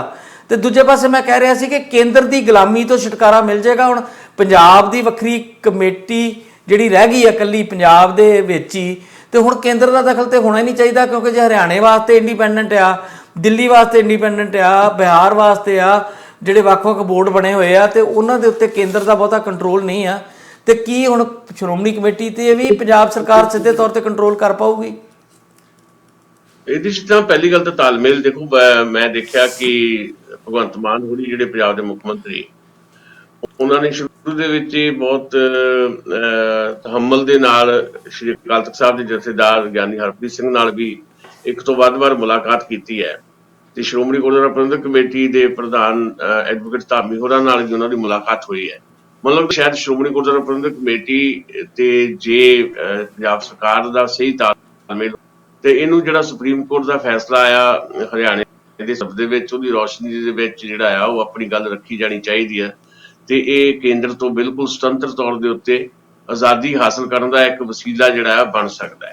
ਤੇ ਫਿਰ ਰੂਟੀਨ ਦੇ ਵਿੱਚ ਸਹੀ ਤਰੀਕੇ ਦੇ ਨਾਲ ਜਿਹੜਾ ਸਾਡਾ ਪ੍ਰਬੰਧ ਹੈ ਸ਼੍ਰੋਮਣੀ ਕਮੇਟੀ ਦਾ ਚੱਲ ਸਕੇਗਾ, ਜੇ ਰੈਗੂਲਰ ਜਿਹੜੀਆਂ ਆ ਉਹ ਜਨਰਲ ਇਲੈਕਸ਼ਨਸ ਜਿਹੜੀਆਂ ਹੋ ਸਕਣ। ਦੂਜੀ ਗੱਲ ਜਿਹੜਾ ਆ ਸੰਗਤ ਦਾ ਮਾਮਲਾ, ਦੇਖੋ ਮੈਂ ਇਹ ਸਮਝਦਾ ਕਿ ਹਰਿਆਣਾ ਸੰਗਤ ਦਾ ਕੋਈ ਰਿਐਕਸ਼ਨ ਆਇਆ ਹੋਵੇ ਨਾ ਆਇਆ ਹੋਵੇ, ਆਮ ਜਿਹੜੀ ਸੰਗਤ ਹੈ ਹਰਿਆਣੇ ਦੀ ਉਹਦੇ 'ਚ ਜ਼ਰੂਰ ਇਸ ਵੇਲੇ ਜਿਹੜਾ ਖੁਸ਼ੀ ਦਾ ਮਾਹੌਲ ਹੋਏਗਾ ਕਿ ਘੱਟੋ ਘੱਟ ਸਾਡੇ ਗੁਰਦੁਆਰਿਆਂ ਦਾ ਪ੍ਰਬੰਧ ਸਾਡੇ ਕੋਲ ਹੀ ਹੈ, ਸਾਡੇ ਪੈਸੇ ਜਿਹੜੇ ਆ ਉਹ ਸ਼੍ਰੋਮਣੀ ਗੁਰਦੁਆਰਾ ਪ੍ਰਬੰਧਕ ਕਮੇਟੀ ਨਹੀਂ ਚੁੱਕ ਕੇ ਲੈ ਕੇ ਜਾਊਗੀ, ਉਹ ਇੱਥੇ ਹੀ ਵਰਤੇ ਜਾਣਗੇ। ਉਹ ਕਿਸ ਰੂਪ 'ਚ ਵਰਤੇ ਜਾਂਦੇ ਆ, ਨਹੀਂ ਵਰਤੇ ਜਾਂਦੇ, ਇੱਕ ਵੱਖਰਾ ਸਵਾਲ ਪੈਦਾ ਹੋ ਜਾਂਦਾ। ਤੀਜੀ ਗੱਲ, ਜਿਹੜਾ ਪੋਲੀਟੀਕਲੀ ਜਿਹੜਾ ਤੁਸੀਂ ਕਿਹਾ ਵੀ ਜਿਹੜਾ ਕਿਸਮ ਦਾ ਚਾਪਲੂਸੀ ਦਾ ਜਿਹੜਾ ਬਣਿਆ ਹੋਇਆ, ਉਹ ਤਾਂ ਦੇਖੋ ਜੀ ਸਾਰਾ ਕੁਝ ਪੋਲੀਟੀਸਾਈਜ਼ ਹੈ। ਅੱਜ ਕੱਲ੍ਹ ਹਰ ਬੰਦਾ ਜਿਹੜਾ ਆ ਕਿਸੇ ਨਾ ਕਿਸੇ ਰੂਪ ਦੇ ਵਿੱਚ ਜੁੜਨਾ ਚਾਹੁੰਦਾ ਸੱਤਾ ਦੇ ਨਾਲ, ਜਿਹਨੂੰ ਜਿੱਥੋਂ ਕਿਤੇ ਲਾਭ ਕੋਈ ਦਿਖਾਈ ਦਿੰਦਾ ਉਸ ਸੱਤਾ ਦੇ ਨਾਲ ਜੁੜ ਜਾਂਦਾ ਹੈ, ਚਾਹੇ ਉਹ ਸੂਬੇ ਦੀ ਸੱਤਾ ਹੋਵੇ ਚਾਹੇ ਕੇਂਦਰੀ ਸੱਤਾ ਹੋਵੇ। ਅੱਜ ਕੱਲ ਜਿਸ ਕਿਸਮ ਦਾ ਦੌਰ ਚੱਲ ਰਿਹਾ ਹੈ ਉਹਦੇ 'ਚ ਹਰ ਬੰਦਾ ਕੇਂਦਰੀ ਸੱਤਾ ਦੇ ਨੇੜੇ ਨੇੜੇ ਰਹਿਣਾ ਚਾਹੁੰਦਾ ਹੈ, ਤੇ ਇਹ ਹਰਿਆਣੇ 'ਚ ਤਾਂ ਆਮ ਹੀ ਇਸ ਤਰ੍ਹਾਂ ਦਾ ਵਰਤਾਰਾ ਹੈਗਾ ਜਿਹੜਾ ਬਹੁਤ ਖਤਰਨਾਕ ਹੈ। ਮੈਨੂੰ ਲੱਗਦਾ ਇਹ ਚੰਗਾ ਨਹੀਂ ਹੈ। ਥੋੜੀ ਦੇਰ ਪਹਿਲਾਂ ਵੀ ਗਈ ਸੀ ਧਰਮ ਤੇ ਰਾਜਨੀਤੀ ਦੀ। ਜਦੋਂ ਧਰਮ ਤੇ ਰਾਜਨੀਤੀ ਦਾ ਰਲੇਵਾਂ ਹੁੰਦਾ ਹੈ ਤੇ ਉਦੋਂ ਹੀ ਖਤਰੇ ਪੈਦਾ ਹੋਣੇ ਸ਼ੁਰੂ ਹੋ ਜਾਂਦੇ, ਤੇ ਸਾਡੀ ਸਥਿਤੀ ਇਹ ਤੋਂ ਵੀ ਬਦਤਰ ਹੈ ਵੀ ਇੱਥੇ ਧਰਮ ਨੂੰ ਜਿਹੜੀ ਆ ਰਾਜਨੀਤੀ ਕੰਟਰੋਲ ਕਰਨ ਲੱਗ ਪਈ ਹੈ। ਜਦੋਂ ਧਰਮ ਨੂੰ ਰਾਜਨੀਤੀ ਕੰਟਰੋਲ ਕਰਨ ਲੱਗ ਪਵੇ, ਜਿਹੜੀ ਲੰਮੇ ਸਮੇਂ ਤੋਂ ਅਸੀਂ ਦੇਖ ਰਹੇ ਹਾਂ ਪੰਜਾਬ ਦੇ ਵਿੱਚ ਵੀ, ਜਿਸ ਕਿਸੇ ਦੀਆਂ ਪਰਿਸਥਿਤੀਆਂ ਜਦੋਂ ਜੇਬ ਦੇ ਵਿੱਚੋਂ ਪ੍ਰਧਾਨ ਨਿਕਲਦੇ ਆ ਤਾਂ ਫਿਰ ਇਹ ਬਹੁਤ ਜ਼ਿਆਦਾ ਮਾਹੌਲ ਬਣ ਜਾਂਦਾ ਹੈ ਜਿਹਦੇ 'ਚੋਂ ਕੋਈ ਪੋਜ਼ਿਟਿਵ ਜਿਹੜਾ ਨਿਕਲਦਾ ਜਿਹੜਾ ਉਹ ਦਿਖਾਈ ਨਹੀਂ ਦਿੰਦਾ। ਸੋ ਅਲਟੀਮੇਟਲੀ ਪੰਜਾਬ ਇੱਕ ਐਸੇ ਮੋੜ ਤੇ ਖੜਾ ਹੈ ਜਿੱਥੋਂ ਸਹੀ ਰਸਤੇ ਤੇ ਜਾਣ ਵਾਸਤੇ ਸਾਂਝੇ ਤਾਲਮੇਲ ਦੀ, ਤਹੰਮਲ ਦੀ ਤੇ ਬਹੁਤ ਜ਼ਿਆਦਾ ਸੰਜੀਦਗੀ ਦੀ ਜ਼ਰੂਰਤ ਹੈ ਜੀ। ਅੱਛਾ ਮਨਦੀਪ ਜੀ, ਤੁਹਾਡੇ ਲਈ ਮੇਰਾ ਕੁਐਸਚਨ ਇਹ ਆ ਕਿ ਕੇਂਦਰ ਦੇ ਗਲਬੇ ਤੋਂ ਤੇ ਨਿਜਾਤ ਪਾਉਣ ਦੀ ਆਪਾਂ ਗੱਲ ਕਰ ਲਈ, ਤੇ ਹੁਣ ਜਿਹੜੇ ਪੋਲੀਟੀਕਲ ਤਰ੍ਹਾਂ ਦੇ ਲੋਕ ਨੇ, ਭਾਵੇਂ ਉਹ 'ਚ ਦਾਦੂਵਾਲ ਵੀ ਆ, ਵੇਖਣ ਨੂੰ ਧਾਰਮਿਕ ਸ਼ਖਸੀਅਤ ਆ, ਪਰ ਆਪਾਂ ਉਹਨਾਂ ਦਾ ਕਿਰਦਾਰ ਵੇਖ ਚੁੱਕੇ ਹਾਂ। ਜਦੋਂ ਬੇਅਦਬੀ ਮਾਮਲਿਆਂ ਦਾ ਮਸਲਾ ਸੀਗਾ, ਜਿੱਦਾਂ ਧਿਆਨ ਸਿੰਘ ਮੰਡ ਤੇ ਇਹਨਾਂ ਰਲ ਕੇ ਉੱਥੇ ਚਲਾਇਆ, ਜਿਸ ਤਰੀਕੇ ਨਾਲ ਇਹਨਾਂ ਮੋਰਚੇ ਨੂੰ ਬਰਬਾਦ ਕੀਤਾ, ਪੈਸਾ ਇਕੱਠਾ ਕੀਤਾ, ਵਿਦੇਸ਼ ਚੋਂ ਧਨ ਇਕੱਠਾ ਕਰਕੇ ਲਾਂਭੇ ਹੋ ਗਏ ਲੋਕ, ਤੇ ਇਹਨਾਂ ਦੇ ਕਿਰਦਾਰ ਦਾ ਕਿਸੇ ਨੂੰ ਵੀ ਕੋਈ ਓਹਲਾ ਨਹੀਂ ਆ ਇਹਨਾਂ ਲੋਕਾਂ ਦਾ। ਤੇ ਹੁਣ ਜੇ ਨਵੇਂ ਸਿਰਿਓਂ ਜੇ ਵਿਉਂਤਬੰਦੀ ਹੁੰਦੀ ਆ, ਇੱਕ ਤਰ੍ਹਾਂ ਦਾ ਸਾਡੇ ਸਾਹਮਣੇ ਮਿਸਾਲ ਹੋਏਗੀ ਕਿ ਹਰਿਆਣੇ 'ਚ ਕਿਸ ਤਰ੍ਹਾਂ ਦੇ ਲੋਕ ਅੱਗੇ ਆਉਂਦੇ ਆ ਜਿਹੜੇ ਸ਼੍ਰੋਮਣੀ ਕਮੇਟੀ ਨੂੰ ਚਲਾਉਂਦੇ ਆ, ਤੇ ਪੰਜਾਬ ਵਿੱਚ ਵੀ ਜਿਹੜਾ ਇੱਕ ਗਲਬਾ ਆਪਾਂ ਕੇਂਦਰ ਦਾ ਕਹਿ ਰਹੇ ਹਾਂ, ਨਾਲ ਦੀ ਨਾਲ ਇਹਨਾਂ ਪੋਲੀਟੀਕਲ ਲੋਕਾਂ ਦਾ।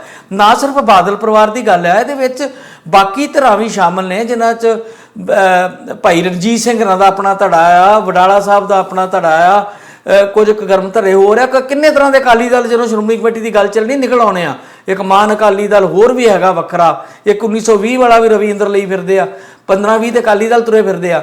ਤੇ ਕੀ ਇਹਨਾਂ ਕੋਲ ਛੁਟਕਾਰਾ ਕਿੱਦਾਂ ਮਿਲੂਗਾ? ਕੀ ਨਰੋਲ ਧਾਰਮਿਕ ਵਿਅਕਤੀਆਂ ਕੋਲ ਗੁਰਦੁਆਰਾ ਪ੍ਰਬੰਧ ਕਿਸੇ ਤਰੀਕੇ ਜਾ ਸਕਦਾ, ਜਾਂ ਫਿਰ ਜਿਹੜੀ ਵੋਟ ਦਾ ਅਧਿਕਾਰ ਹੈ, ਜਿਹੜਾ ਇੱਕ ਰੌਲਾ ਬੜੇ ਚਿਰ ਤੋਂ, ਜਿੱਦਾਂ ਤੁਸੀਂ ਜੇ ਮੈਂ ਹਾਂ, ਸੁਸ਼ੀਲ ਹੈ, ਅਸੀਂ ਭਾਵੇਂ ਗੁਰੂ ਗ੍ਰੰਥ ਸਾਹਿਬ 'ਚ ਵਿਸ਼ਵਾਸ ਰੱਖਦੇ ਹਾਂ, ਪਰ ਕਿਉਂਕਿ ਅਸੀਂ ਅੰਮ੍ਰਿਤਧਾਰੀ ਨਹੀਂ, ਅਸੀਂ ਉਹਨਾਂ ਵਰਗੇ ਕੱਪੜੇ ਨਹੀਂ ਪਾਉਂਦੇ, ਉਹਨਾਂ ਵਰਗਾ ਸਾਡਾ ਅੰਮ੍ਰਿਤ ਨਹੀਂ ਅਸੀਂ ਛਕਿਆ ਆ, ਇਸ ਕਰਕੇ ਸਾਨੂੰ ਉਹ ਜਿਹੜਾ ਅਧਿਕਾਰ ਆ ਉਹ ਨਹੀਂ ਦਿੱਤਾ ਜਾਂਦਾ। ਕੀ ਆਮ ਲੋਕਾਂ ਦੀ ਇਨਵੋਲਵਮੈਂਟ ਗੁਰਦੁਆਰਾ ਸੁਧਾਰ 'ਚ ਲੋੜੀਂਦੀ ਆ?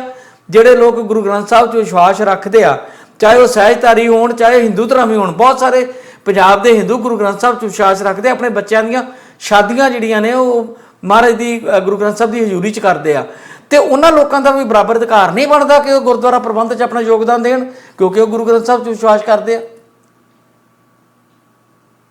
ਜੀ ਗਿੱਲ ਸਾਹਿਬ, ਦੇਖੋ ਆਪਣਾ ਜਦੋਂ ਹੈ ਨਾ ਦਸਾਂਝ ਸਾਹਿਬ ਜੀ ਨੇ ਦੱਸਿਆ ਵੀ ਰਾਜਨੀਤੀ ਤੇ ਧਾਰਮਿਕ ਰਲੇਵਾ, ਕਿਉਂਕਿ ਹੁਣ ਤਾਜ਼ੀ ਧਾਰ ਥੋੜੇ ਦਿਨ ਫਰੀਦਕੋਟ ਗੁਰਦੁਆਰਾ ਸਾਹਿਬ 'ਚ ਹੋਈ ਆ ਵੀ ਇੱਕ ਪ੍ਰਧਾਨਗੀ ਪਿੱਛੇ ਕਿੱਦਾਂ ਇੱਕ ਦੂਜੇ ਦੀਆਂ ਪੱਗਾਂ ਲਾਈਆਂ ਨੇ, ਤੇ ਆਪਣੇ ਮਸਲਾ ਜ਼ਿਆਦਾ ਪ੍ਰਧਾਨਗੀ ਦਾ ਹੁੰਦਾ, ਕਿਉਂਕਿ ਪਿੰਡ ਦਾ ਗੁਰਦੁਆਰੇ ਦੀ ਆਪਾਂ ਗੱਲ ਕਰ ਲਈਏ ਜੀ, ਉਸ ਪੱਧਰ ਤੇ ਵੀ ਲੜਾਈਆਂ ਹੋ ਜਾਂਦੀਆਂ ਨੇ ਵੀ ਪ੍ਰਧਾਨ ਮੈਂ ਬਣੂਗਾ। ਇੱਕ ਵਾਰ ਬੰਦਾ ਪ੍ਰਧਾਨ ਬਣ ਜਾਏ ਤੇ ਦੂਜੇ ਨੂੰ ਮੌਕਾ ਨਹੀਂ ਦਿੰਦਾ। ਇਸੇ ਤਰ੍ਹਾਂ ਹੀ ਉੱਪਰੇ ਲੈਵਲ ਤੇ ਆ ਜੀ, ਹਰ ਇੱਕ ਬੰਦਾ ਇੱਕ ਚੌਧਰ ਦੀ ਰਾਜਨੀਤੀ ਹੋਊਗੀ, ਤੇ ਗੁਰਦੁਆਰਾ ਸਾਹਿਬ ਦੇ ਵਿੱਚ ਵੀ ਜ਼ਿਆਦਾਤਰ ਜਿਹੜਾ ਸਿਸਟਮ ਆ ਉਹ ਪੋਲੀਟੀਕਲੀ ਚੱਲ ਰਿਹਾ। ਪੋਲੀਟੀਕਲ ਬੰਦੇ ਹੀ ਅੰਦਰ ਖਾਤੇ ਉੱਥੇ ਜੁੜੇ ਹੋਏ ਨੇ, ਤੇ ਜਿਹੜੇ ਅਹੁਦਿਆਂ ਤੇ ਬੈਠੇ ਨੇ ਉਹ ਵੀ ਸਿਫਾਰਸ਼ਾਂ ਨਾਲ ਲੱਗਦੇ ਨੇ। ਭਾਵੇਂ ਸਾਰੇ ਇਤਿਹਾਸਿਕ ਗੁਰਦੁਆਰੇ ਨੇ, ਉੱਥੇ ਜਿਹੜਾ ਪ੍ਰਧਾਨ ਆ ਜਾਂ ਹੈੱਡ ਗ੍ਰੰਥੀ ਆ ਉਹ ਵੀ ਸਿਫਾਰਸ਼ ਤੋਂ ਬਿਨਾਂ ਨਹੀਂ ਲੱਗਦਾ। ਜਦ ਤੱਕ ਇਹ ਮਸਲੇ ਬਿਲਕੁਲ ਵੱਖ ਨਹੀਂ ਹੋਣਗੇ, ਧਰਮ ਨੂੰ ਰਾਜਨੀਤੀ ਤੋਂ ਅਲੱਗ ਕਰਕੇ ਉਸ ਤੇ ਜਿਹੜੇ ਅਹਿਮ ਮਸਲੇ ਤੇ ਹਰ ਇੱਕ ਵਰਗ ਦਾ ਇੱਕ ਬੰਦਾ ਉਸ ਨਾਲ ਜੁੜਿਆ ਜਾਵੇ, ਕਿਉਂਕਿ ਗੁਰੂ ਗ੍ਰੰਥ ਸਾਹਿਬ ਹਮੇਸ਼ਾ ਸਾਂਝੀਵਾਲਤਾ ਦਾ ਉਪਦੇਸ਼ ਦਿੰਦੇ ਨੇ, ਤੇ ਉਹਨਾਂ ਨਾਲ ਇੱਕ ਸਾਂਝੇ ਤੌਰ ਤੇ ਜਿਹੜੀ ਇੱਕ ਧਾਰਮਿਕ ਇੱਕ ਇਨਸਾਨੀਅਤ ਦੀ ਆਪਾਂ ਨੂੰ ਸਿੱਖਿਆ ਦਿੰਦਾ ਵੀ ਇੱਕ ਜੀਵਨ ਜਾਂਚ, ਉਸ ਚੀਜ਼ ਤੇ ਚੱਲਣ ਦੀ ਲੋੜ ਆ, ਨਾ ਕਿ ਸਿਰਫ ਇਸ ਨੂੰ ਰਾਜਨੀਤਿਕ ਤੌਰ ਤੇ ਜੋੜਿਆ ਜਾਵੇ। ਪਰ ਅਸਲ ਮੁੱਦੇ ਦੀ ਸੱਚਾਈ ਇਹ ਹੈ ਕਿ ਆਮ ਬੰਦੇ ਨੂੰ ਮੌਕਾ ਮਿਲਣਾ ਬੜੀ ਔਖੀ ਗੱਲ ਹੈ, ਕਿਉਂਕਿ ਉੱਥੇ ਸ਼੍ਰੋਮਣੀ ਕਮੇਟੀ ਸਾਰਾ ਸਿਸਟਮ ਜ਼ਿਆਦਾਤਰ ਸਿਫਾਰਸ਼ੀ ਆ। ਜਿਵੇਂ ਦਸਾਂਝ ਸਾਹਿਬ ਨੇ ਦੱਸਿਆ ਵੀ ਜਿਹੜੇ ਪ੍ਰਧਾਨ ਸੀ ਉਹ ਇੱਕ ਬੰਦੇ ਦੇ ਨਾਂ ਨਾਲ ਜਾਂ ਇੱਕ ਪੋਲੀਟੀਕਲ ਪਾਰਟੀ ਨਾਲ ਜੋੜੇ ਜਾਂਦੇ ਨੇ, ਤੇ ਆਮ ਲੋਕਾਂ ਦੇ ਵਿੱਚ ਸਿਰਫ ਇਹੀ ਪ੍ਰਭਾਵ ਬਣਿਆ ਹੋਇਆ ਕਿ ਸ਼੍ਰੋਮਣੀ ਕਮੇਟੀ ਤੇ ਸ਼੍ਰੋਮਣੀ ਅਕਾਲੀ ਦਲ ਦਾ ਪ੍ਰਭਾਵ ਆ। ਤੇ ਜਦੋਂ ਤੱਕ ਲੋਕਾਂ ਦੀ ਜਿਹੜੇ ਮਨਾਂ ਦੇ ਵਿੱਚੋਂ ਇਹ ਪ੍ਰਵਿਰਤੀ ਨਹੀਂ ਨਿਕਲਦੀ, ਉਦੋਂ ਤੱਕ ਇਹ ਸਿਸਟਮ ਇੱਕ ਪਾਸੇ ਚੱਲਦਾ ਰਹੂਗਾ। ਇਸ ਨੂੰ ਹੁਣ ਸਮੇਂ ਦੀ ਲੋੜ ਆ। ਸਾਨੂੰ ਇੱਕ ਨਿਰਪੱਖ ਤੌਰ ਤੇ ਆਪਣੇ ਜਿਹੜਾ ਧਾਰਮਿਕ ਸੰਸਥਾਵਾਂ ਨੇ ਉਹਨਾਂ ਨੂੰ ਚਲਾਉਣ ਦੀ ਲੋੜ ਆ। ਇਸ ਜਿਹੜੇ ਧਾਰਮਿਕ ਸਾਡੇ ਆਗੂ ਨੇ ਉਹਨਾਂ ਨੂੰ ਵੱਡੇ ਸਟੈਪ ਲੈਣ ਦੀ ਲੋੜ ਆ, ਨਾ ਕਿ ਸਿਰਫ ਬਿਆਨਾਂ ਤੱਕ ਸੀਮਿਤ ਰਹਿਣ। ਉਸ ਨਾਲ ਆਮ ਲੋਕਾਂ ਨੂੰ ਤੇ ਆਮ ਲੋਕਾਂ ਨੂੰ ਧਰਮ ਨਾਲ ਜੁੜਿਆ ਜਾਵੇ, ਤੇ ਜਿਹੜੇ ਗਲਤ ਬੰਦੇ ਇਸ ਸਿਸਟਮ ਦੇ ਵਿੱਚ ਆਏ ਹੋਏ ਉਹਨਾਂ ਨੂੰ ਬਾਹਰ ਕੱਢ ਕੇ ਜਿਹੜੇ ਕਿ ਯੋਗ ਬੰਦੇ ਨੇ, ਜਿਹੜੇ ਕਿ ਆਪਣੇ ਧਰਮ ਦੇ ਪ੍ਰਚਾਰ ਲਈ, ਉਹਨਾਂ ਨੂੰ ਅੱਗੇ ਲੈ ਕੇ ਆਉਣ ਦੀ ਲੋੜ ਹੈ। ਜੀ ਗਿੱਲ ਸਾਹਿਬ। ਆਪਣੇ ਦਸਾਂਝ ਸਾਹਿਬ ਅਗਲੀ ਖਬਰ ਵੱਲ ਵਧਦੇ ਆ। ਇਹ ਬੜਾ ਲੰਬਾ ਵਿਸ਼ਾ ਹੈ ਤੇ ਕਈ ਦਿਨ ਗੱਲ ਹੋਣੀ ਆ। ਕੇਜਰੀਵਾਲ ਰਿਆਏ ਨੇ ਮੈਂ ਗਿੱਲ ਸਾਹਿਬ ਮੈਂ ਸਿਰਫ ਇੱਕੋ ਗੱਲ ਕਹਿਣੀ ਹੈ। ਜਦੋਂ ਆਪਾਂ ਸਾਰੀ ਗੱਲਬਾਤ ਕਰ ਰਹੇ ਹਾਂ ਉਹਦੇ ਚ ਸੰਗਤ ਦੀ ਜਦੋਂ ਗੱਲ ਕਰਦੇ ਹਾਂ, ਮੈਨੂੰ ਲੱਗਦਾ ਸੰਗਤ ਨੂੰ ਹੈ ਨਾ ਇੱਕ ਹੋਰ ਬਹੁਤ ਸਟੈਪ ਪੁੱਟਣ ਦੀ ਜ਼ਰੂਰਤ ਹੈ। ਕਿਸੇ ਲੀਡਰ ਤੇ ਜਾਂ ਉਹ ਤੇ ਯਕੀਨ ਨਹੀਂ ਕੀਤਾ ਜਾ ਸਕਦਾ। ਸੰਗਤ ਇਹ ਪੁੱਛੇ ਜ਼ਰੂਰ ਸ਼੍ਰੋਮਣੀ ਕਮੇਟੀ ਨੂੰ ਵੀ ਤੁਸੀਂ ਜਿਹੜਾ ਬਜਟ ਐਡਾ ਵੱਡਾ ਬਣਾਉਂਦੇ ਹੋ, ਖਰਚਦੇ ਕਿੱਥੇ ਆ? ਅੱਜ ਤੱਕ ਆਮਦਨ ਤਾਂ ਦੱਸ ਦਿੰਦੇ ਆ ਵੀ ਇੰਨੀ ਆਮਦਨ ਹੈ ਸਾਡੇ ਕੋਲ, ਇੰਨਾ ਬਜਟ ਆ ਸਾਡੇ ਕੋਲ, ਖਰਚਦੇ ਕਿੱਥੇ ਆ? ਘੱਟੋ ਸੰਗਤ ਜੇ ਪੁੱਛਣ ਲੱਗ ਪਵੇ ਨਾ ਤੁਸੀਂ ਪੈਸਾ ਖਰਚਾ ਕਿੱਥੇ ਕਿੱਥੇ ਆ, ਤਾਂ ਸ਼ਾਇਦ ਇਹਨਾਂ ਨੂੰ ਥੋੜੀ ਬਹੁਤ ਅਕਲ ਆਵੇ ਤੇ ਦੱਸਣਾ ਪਵੇ, ਕਿਉਂਕਿ ਅਕਾਊਂਟੇਬਿਲਿਟੀ ਕੋਈ ਨਹੀਂ ਹੈ, ਜਵਾਬਦੇਹੀ ਕੋਈ ਨਹੀਂ ਹੈ। ਪੈਸਾ ਇਕੱਠਾ ਕਰੀ ਜਾਂਦੇ ਆ ਤੇ ਸੇਵਾ ਕਾਰ ਸੇਵਾ ਦੇ ਰੂਪ ਦੇ ਵਿੱਚ ਹੁੰਦੀ ਹੈ, ਜਿੱਦਾਂ ਤੁਸੀਂ ਵੀ ਕਿਹਾ। ਉਹ ਪੈਸਾ ਕਿੱਥੇ ਕਿੱਥੇ ਖਰਚਾ ਜਾਂਦਾ, ਵੇਰਵਾ ਅਜੇ ਤੱਕ ਜਨਤਕ ਨਹੀਂ ਕੀਤਾ ਗਿਆ। ਇਹ ਮੈਨੂੰ ਲੱਗਦਾ ਕੱਲ ਸੰਗਤ ਨੂੰ ਨਹੀਂ, ਇਹ ਸਾਰੇ ਪੰਜਾਬ ਨੂੰ ਪੁੱਛਣਾ ਚਾਹੀਦਾ ਇਹਨਾਂ ਨੂੰ ਵੀ ਭਾਈ ਐਡਾ ਵੱਡਾ ਬਜਟ ਤੁਸੀਂ ਖਰਚਦੇ ਕਿੱਥੇ ਨੇ? ਕੋਈ ਵੇਰਵੇ ਤਾਂ ਜਨਤਕ ਕਰੋ ਕਦੇ, ਨਹੀਂ ਤਾਂ RTI ਤੋਂ ਪੁੱਛਿਆ ਜਾਣਾ ਚਾਹੀਦਾ ਵੀ ਪੈਸੇ ਕਿੱਥੇ ਕਿੱਥੇ ਖਰਚਦੇ। ਨਹੀਂ, ਵੈਸੇ ਦਸਾਂਝ ਸਾਹਿਬ ਇਹ ਸੰਵਿਧਾਨਕ ਸੰਸਥਾ ਆ, ਇਹਦਾ ਬਕਾਇਦਾ ਆਡਿਟ ਹੁੰਦਾ ਆ, ਇਹਦੇ ਵੇਰਵੇ ਆਉਂਦੇ ਆ। 75 ਤੋਂ 80 ਲੱਖ ਰੁਪਈਆ ਧਰਮ ਪ੍ਰਚਾਰ ਤੇ ਖਰਚ ਕੀਤਾ, ਸ਼ੋਅ ਕੀਤਾ ਜਾਂਦਾ। ਇਹ ਵੱਖਰੀ ਗੱਲ ਆ ਕਿ ਕਦੀ ਧਰਮ ਪ੍ਰਚਾਰ ਹੁੰਦਾ ਆਪਾਂ ਵੇਖਿਆ ਨਹੀਂ। ਮਤਲਬ ਜਿਹੜੇ ਇਹ ਖਾਨਾ ਪੂਰੀ ਖਾਤੇ ਤੇ ਬਣਾਏ ਜਾਂਦੇ ਆ, ਇਹ ਨਹੀਂ ਆਪਾਂ ਕਹਿ ਸਕਦੇ ਕਿ ਇਹਨਾਂ ਦਾ ਕੋਈ ਹੈ ਨਹੀਂ, ਕਿਉਂਕਿ ਇਹਨਾਂ ਦਾ ਆਡਿਟ ਹੁੰਦਾ ਤੇ ਇਹਨਾਂ ਨੂੰ ਇਹ ਦੱਸਣਾ ਪੈਂਦਾ ਵੀ ਕਿੰਨਾ ਪੈਸਾ ਕਿੱਥੇ ਖਰਚਿਆ। ਪਿਛੇ ਜੇ ਤੇ ਇਹ ਵੀ ਕਿਹਾ ਸੀਗਾ ਕਿ ਸਾਡਾ ਬਜਟ ਘਾਟੇ ਵਾਲਾ ਆ, ਕਿਉਂਕਿ ਕੋਵਿਡ ਦੌਰਾਨ ਚੜਾਵਾ ਹੀ ਨਹੀਂ ਚੜਿਆ। ਤੁਹਾਨੂੰ ਯਾਦ ਹੋਣਾ ਪਿਛਲੇ ਦਿਨੀ ਬੜੀਆਂ ਹਾਸੋ ਹੋਣੀਆਂ ਗੱਲਾਂ ਵੀ ਆਈਆਂ ਸੀਗੀਆਂ। ਸਰਕਾਰਾਂ ਦਾ ਤੇ ਡੈਫਿਸਿਟ 'ਚ ਬਚ ਜਾਂਦਾ, ਕਦੀ ਗੁਰਦੁਆਰਿਆਂ ਦਾ ਵੀ ਡੈਫਿਸਿਟ 'ਚ ਗਿਆ ਮੈਂ ਤੇ ਅਜੇ ਤੱਕ ਦੇਖਿਆ ਨਹੀਂ।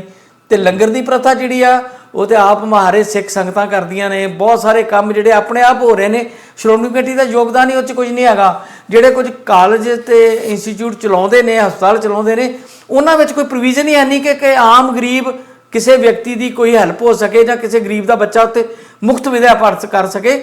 ਉੱਥੇ ਤੇ ਇੰਨੀਆਂ ਵੱਡੀਆਂ ਫੀਸਾਂ ਰੱਖੀਆਂ ਹੋਈਆਂ ਨੇ, ਉਹ ਕਾਹਦੇ ਚੈਰੀਟੇਬਲ ਸੰਸਥਾ ਤੇ ਚੈਰੀਟੇਬਲ ਅਦਾਰੇ ਨੇ? ਤੇ ਇਹ ਤੇ ਸਵਾਲ ਤੇ ਬਹੁਤ ਨੇ। ਜੇ ਖੜੇ ਕਰਨ ਤੇ ਸੰਗਤ ਆ ਜਾਏ ਤੇ ਫਿਰ ਤਾਂ ਇਹਨਾਂ ਨੂੰ ਭੱਜਣ ਨੂੰ ਰਾਹ ਨਹੀਂ ਲੱਭ ਸਕਦਾ। ਜਿਸ ਤਰੀਕੇ ਨਾਲ ਇਹਨਾਂ ਚਲਾਇਆ ਪਿਛਲੇ ਕਿੰਨੇ ਸਾਲਾਂ ਤੋਂ, ਇਹ ਇੱਕ ਕਿਸਮ ਦੇ ਨਵੇਂ ਮਹੰਤ, ਨਵੇਕਲੀ ਕਿਸਮ ਦੇ ਮਹੰਤ ਜਿਹੜੇ ਉਹ ਕਾਬਜ ਹੋਏ ਬੈਠੇ ਨੇ। ਹੁਣ ਤੇ ਉਹਨਾਂ ਮਹੰਤਾਂ ਕੋਲੋਂ ਸ਼੍ਰੋਮਣੀ ਕਮੇਟੀ ਆਜ਼ਾਦ ਕਰਾਉਣ ਲਈ ਇੱਕ ਵੱਡੀ ਮੂਵਮੈਂਟ ਦੀ ਲੋੜ ਹੈ, ਜੇ ਤਾਂ ਆਪਾਂ ਇੱਥੇ ਗੱਲ ਕਰੀਏ ਤਾਂ। ਅਗਲੀ ਖਬਰ ਵੱਲ ਵਧੀਏ ਸਰ, ਕਿ ਕੁਝ ਕਹਿਣਾ? ਜੀ ਜੀ ਬਸ ਕਰੋ ਗੱਲ ਅੱਗੇ। ਅਗਲੀ ਖਬਰ ਮੈਂ ਇਹ ਲੈਣੀ ਚਾਹ ਰਿਹਾ ਸੀਗਾ ਕਿ ਕੇਜਰੀਵਾਲ ਆਖਰਕਾਰ ਭਗਵੰਤ ਮਾਨ ਦੀ ਪਿੱਠ ਤੇ ਆਏ। ਬਹੁਤ ਦਿਨਾਂ ਤੋਂ ਚਰਚਾ ਚੱਲ ਰਹੀ ਸੀ ਕਿ ਜਿਹੜੀ ਆਮ ਆਦਮੀ ਪਾਰਟੀ ਦੀ ਜਿਹੜੀ ਕੇਂਦਰੀ ਲੀਡਰਸ਼ਿਪ ਆ, ਉਹਨਾਂ ਨੇ ਬਾਂਹ ਨਹੀਂ ਫੜੀ ਲੱਗਦੀ ਭਗਵੰਤ ਮਾਨ ਦੀ। ਉਹਨਾਂ ਨੂੰ ਇਕੱਲਿਆਂ ਛੱਡਤਾ ਸ਼ਰਾਬ ਵਾਲੇ ਮਾਮਲੇ 'ਚ, ਫਰੈਂਕਫਰਟ ਵਾਲੇ ਮਾਮਲੇ 'ਚ, ਜਿਸ 'ਚ ਜਹਾਜ਼ 'ਚੋਂ ਲਾਇਆ ਗਿਆ ਜਾਂ ਨਹੀਂ ਲਾਇਆ ਗਿਆ, ਜਿਹੜਾ ਡਰਾਮਾ ਚੱਲ ਰਿਹਾ ਸੀਗਾ। ਤੇ ਹੁਣ ਕੇਜਰੀਵਾਲ ਨੇ ਕਿਹਾ ਕਿ ਭਗਵੰਤ ਮਾਨ ਨੂੰ ਬਦਨਾਮ ਕਰਨ ਲਈ ਇਹ ਸਾਜ਼ਿਸ਼ ਹੈ ਵਿਰੋਧੀਆਂ ਦੀ।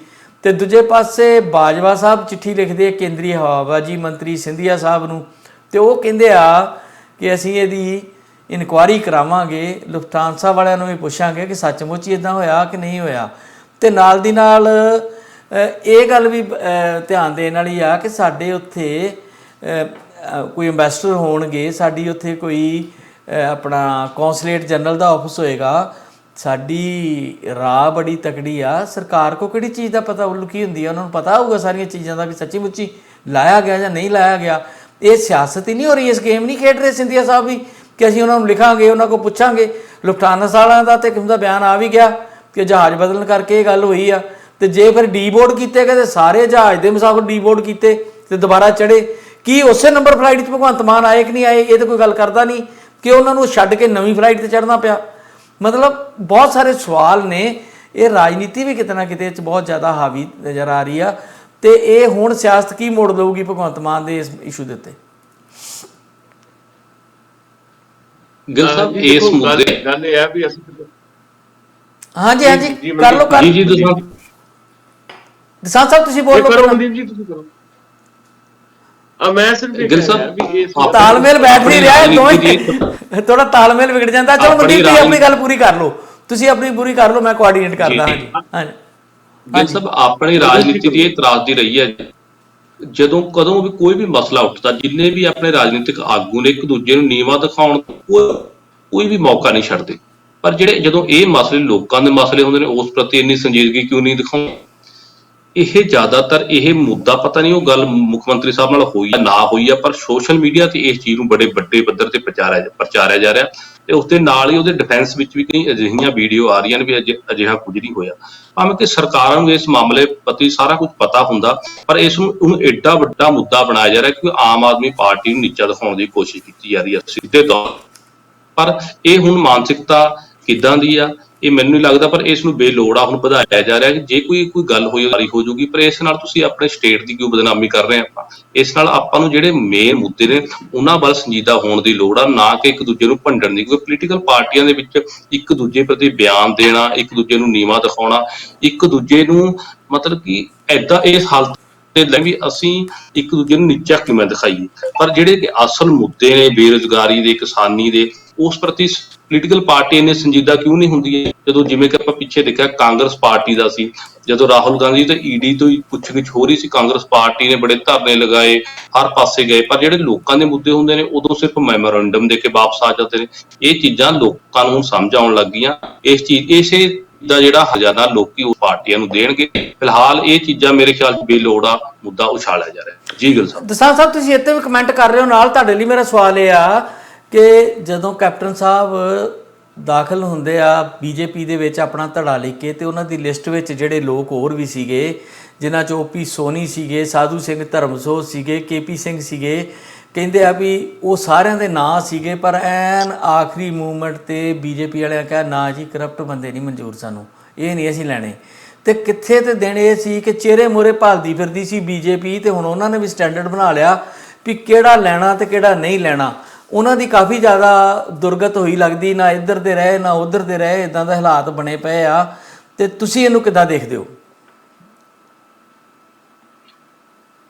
ਦੇਖੋ, ਅਸਲ ਦੇ ਵਿੱਚ ਸਾਰੇ ਦੇਸ਼ ਦੇ ਵਿੱਚ ਜਿਸ ਤਰੀਕੇ ਦੇ ਨਾਲ ਭਾਰਤੀ ਜਨਤਾ ਪਾਰਟੀ ਨੇ ਲਗਾਤਾਰ ਪਿਛਲੇ ਸਮੇਂ ਤੋਂ ਕੰਮ ਕੀਤਾ, ਤੇ ਜਿਹਦੇ ਚ ਆਪਰੇਸ਼ਨ ਲੋਟਸ ਵੀ ਜਿਹੜਾ ਬਹੁਤ ਜ਼ਿਆਦਾ ਇੱਕ ਲਫ਼ਜ਼ ਜਿਹੜਾ ਪਪੂਲਰ ਹੋ ਗਿਆ।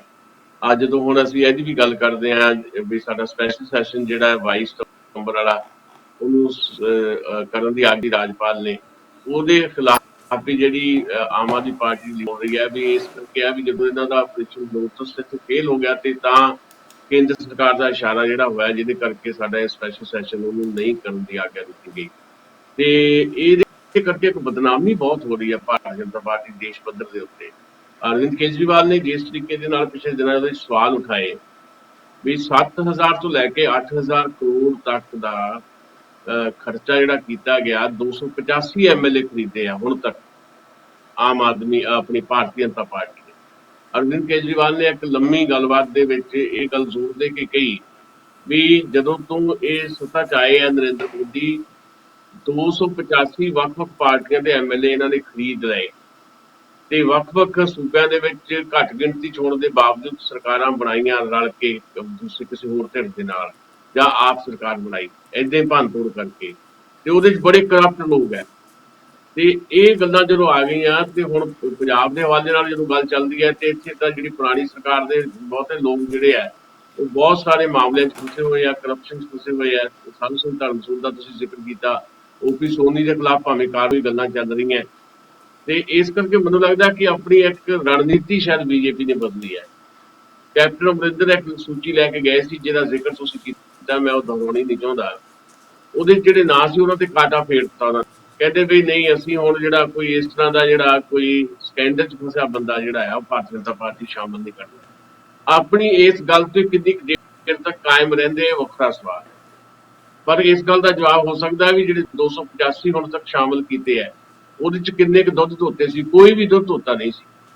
ਮਹਾਰਾਸ਼ਟਰ ਦੇ ਵਿੱਚ ਜੋ ਕੁਝ ਹੋਇਆ ਉਹਦੇ 'ਚ ਏਕਨਾਥ ਸ਼ਿੰਦੇ, ਜਿੰਨੇ MLA ਏਕਨਾਥ ਸ਼ਿੰਦੇ ਨਾਲ ਗਏ, ਜਿਹਨੂੰ ਮੁੱਖ ਮੰਤਰੀ ਬਣਾਇਆ, ਉਹਨਾਂ ਸਾਰਿਆਂ ਦੇ ਉੱਤੇ ED ਦਾ ਸ਼ਿਕੰਜਾ ਕੱਸਿਆ ਜਾਣਾ ਸੀ, ਪਰ ਜਦੋਂ ਉਹ ਭਾਰਤੀ ਜਨਤਾ ਪਾਰਟੀ ਸ਼ਾਮਲ ਹੋ ਗਏ ਤੇ ਦੁੱਧ ਧੋਤੇ ਹੋ ਗਏ। ਮਹਾਰਾਜਾ ਕੈਪਟਨ ਅਮਰਿੰਦਰ ਦਾ ਬੇਟਾ ਰਣਿੰਦਰ ਜਿਹੜਾ ED ਦੇ ਨਿਸ਼ਾਨੇ, ਪਰ ਜਦੋਂ ਤੋਂ ਇਹ BJP ਦੇ ਨਾਲ ਗਏ ਆ, ਤੇ ਜਾਂ BJP ਦੇ ਨਾਲ ਜਾਣ ਤੋਂ ਵੀ ਪਹਿਲਾਂ ਜਦੋਂ ਸਾਂਝੇ ਤੌਰ ਦੇ ਉੱਤੇ ਸਰਕਾਰ ਹੀ ਚਲਾਉਂਦੀ, ਰਣਿੰਦਰ ਤੇ ਕਦੇ ਕੋਈ ED ਦਾ ਛਾਪਾ ਨਹੀਂ ਪਿਆ। ਸੋ ਹੁਣ ਪੰਜਾਬ ਦੇ ਪ੍ਰਤੀ ਉਹਨਾਂ ਨੇ ਕੋਈ ਰਣਨੀਤੀ ਆਪਣੀ ਬਦਲ ਲਈ ਹੈ, ਏਦਾਂ ਦੀ ਖਬਰ ਆ ਰਹੀਆਂ, ਪਰ ਮੈਨੂੰ ਲੱਗਦਾ ਇਹ ਟੈਂਪਰੇਰੀ ਹੈ। 2024 ਤੱਕ ਜਾਂਦੇ ਜਾਂਦੇ ਦੇ ਲੋਕ ਫੇਰ ਤੁਹਾਨੂੰ BJP ਦਿਖਾਈ ਦੇਣਗੇ। ਦਸਾਂਝ ਸਾਹਿਬ, ਆਪਣੇ ਖਰੋੜ ਸਾਹਿਬ ਦੀ ਜਿਹੜੀ ਆ ਤਸਵੀਰ ਆ ਖਰਾਬ ਹੋ ਗਈ ਆ, ਪਤਾ ਨਹੀਂ ਸਾਡੀ ਆਵਾਜ਼ ਉਹਨਾਂ ਤੱਕ ਜਾ ਰਹੀ ਆ ਕਿ ਨਹੀਂ, ਮੈਨੂੰ ਮਜਬੂਰੀ 'ਚ ਉਹਨਾਂ ਨੂੰ ਪਾਸੇ ਢਾਉਣਾ ਪਿਆ ਆ। ਉਹਨਾਂ ਦੀ ਤਸਵੀਰ, ਜਿਹੜਾ ਉਹਨਾਂ ਦਾ ਇੰਟਰਨੈਟ ਆ ਉਹ 'ਚ ਕੋਈ ਚੱਕਰ ਪਿਆ ਤੇ ਉਹਨਾਂ ਦੀ ਤਸਵੀਰ ਸਟਿਲ ਹੈ ਔਰ ਬੜੀ ਧੁੰਦਲੀ ਤਸਵੀਰ ਆ ਰਹੀ ਆ।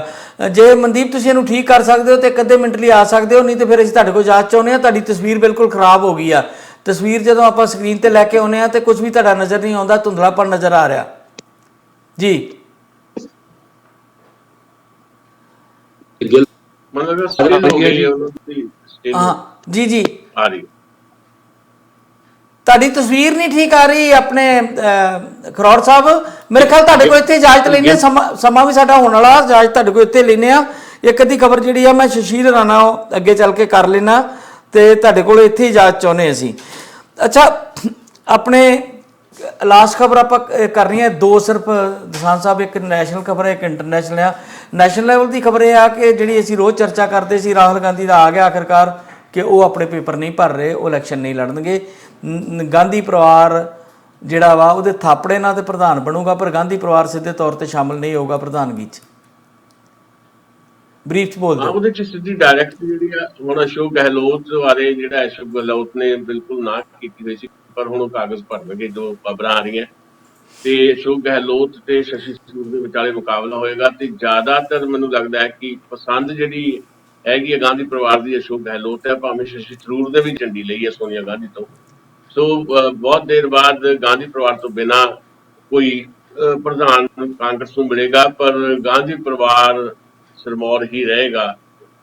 ਜਿੱਦਾਂ ਦੀਆਂ ਖਬਰਾਂ ਆਈਆਂ, ਭਾਵੇਂ ਡਾਕਟਰ ਮਨਮੋਹਨ ਸਿੰਘ ਬਾਰੇ ਜਿੱਦਾਂ ਕਿਹਾ ਜਾਂਦਾ ਸੀ ਕਿ ਉਹ ਪ੍ਰਧਾਨ ਮੰਤਰੀ ਹੈ, ਪਰ ਪ੍ਰਧਾਨ ਮੰਤਰੀ ਡਾਕਟਰ ਮਨਮੋਹਨ ਸਿੰਘ ਸੀ, ਚਲਾ ਸੋਨੀਆ ਗਾਂਧੀ ਜਾਂ ਰਾਹੁਲ ਗਾਂਧੀ ਰਹੇ ਸੀ। ਇਸੇ ਤਰ੍ਹਾਂ ਪ੍ਰਧਾਨ ਨੂੰ ਵੀ ਇਹੀ ਚਲਾਉਣਗੇ, ਪਰ ਫਿਰ ਵੀ ਇੱਕ ਬਦਲਿਆ ਹੋਇਆ ਥੋੜਾ ਜਿਹਾ ਮਾਹੌਲ ਦਿਖਾਈ ਦੇਗਾ ਵੀ ਅਸ਼ੋਕ ਗਹਿਲੋਤ ਰੂਪ ਤੋਂ ਕੋਈ ਪ੍ਰਧਾਨ ਹੋਏਗਾ। ਤੇ ਜਦੋਂ ਕਾਗਜ਼ ਭਰੇ ਜਾਣਗੇ ਤੇ ਫਿਰ ਆਪਾਂ ਉੱਤੇ ਜ਼ਿਆਦਾ ਗੱਲ ਕਰ ਸਕਾਂਗੇ।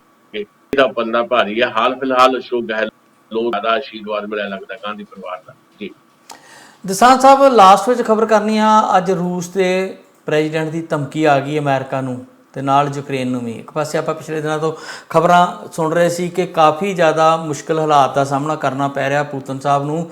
ਜਗ੍ਹਾ ਜਗ੍ਹਾ ਹਾਰ ਹੋ ਰਹੀ ਹੈ, ਜਿਹਦੀ ਕਦੀ ਤਵੱਕੋ ਨਾ ਉਹਨਾਂ ਕੀਤੀ ਸੀ ਨਾ ਬਾਕੀ ਦੁਨੀਆ ਨੇ ਕੀਤੀ ਸੀ। ਉਹਨਾਂ ਕਿਹਾ ਕਿ ਜੇ ਲੋੜ ਪਈ ਤੇ ਜਿੰਨੇ ਹਥਿਆਰ ਹੈ ਸਾਡੇ ਕੋਲ, ਅਸੀਂ ਹਰ ਤਰ੍ਹਾਂ ਦਾ ਹਥਿਆਰ ਵਰਤਾਂਗੇ।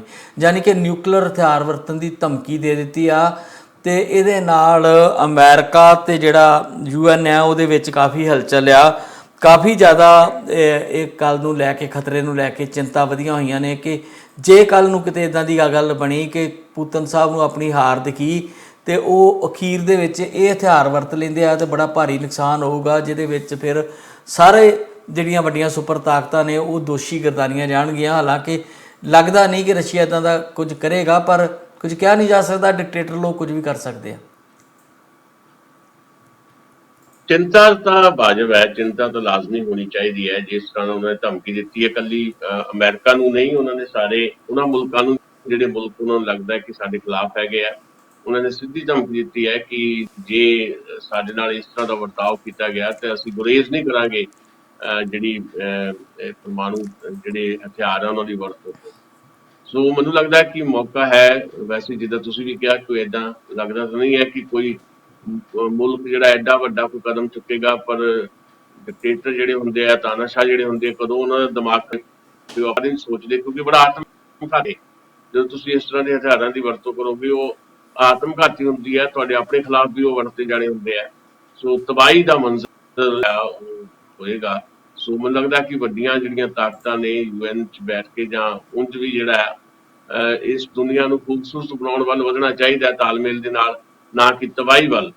ਸੋ ਅਸੀਂ ਉਮੀਦ ਕਰਾਂਗੇ ਕਿ ਇਸ ਤਰ੍ਹਾਂ ਦਾ ਮੰਜ਼ਰ ਸਾਨੂੰ ਨਾ ਹੀ ਦੇਖਣਾ ਪਵੇ। ਦਸਾਂਝ ਸਾਹਿਬ, ਪ੍ਰਾਈਵੇਟ ਯੂਨੀਵਰਸਿਟੀਆਂ ਦਾ ਮਸਲਾ ਇੱਕ ਵਾਰੀ ਮਾੜੀ ਜੀ ਦੱਸ ਦਿਓ ਜਾਂਦੇ ਜਾਂਦੇ। ਅੱਜ ਲਵਲੀ ਯੂਨੀਵਰਸਿਟੀ ਦਾ ਵੀ ਰੌਲਾ ਪੈ ਗਿਆ, ਉੱਥੇ ਇੱਕ ਸਟੂਡੈਂਟ ਨੇ ਖੁਦਕੁਸ਼ੀ ਕੀਤੀ ਤੇ ਉੱਥੇ ਲਾਠੀਚਾਰਜ ਹੋਇਆ।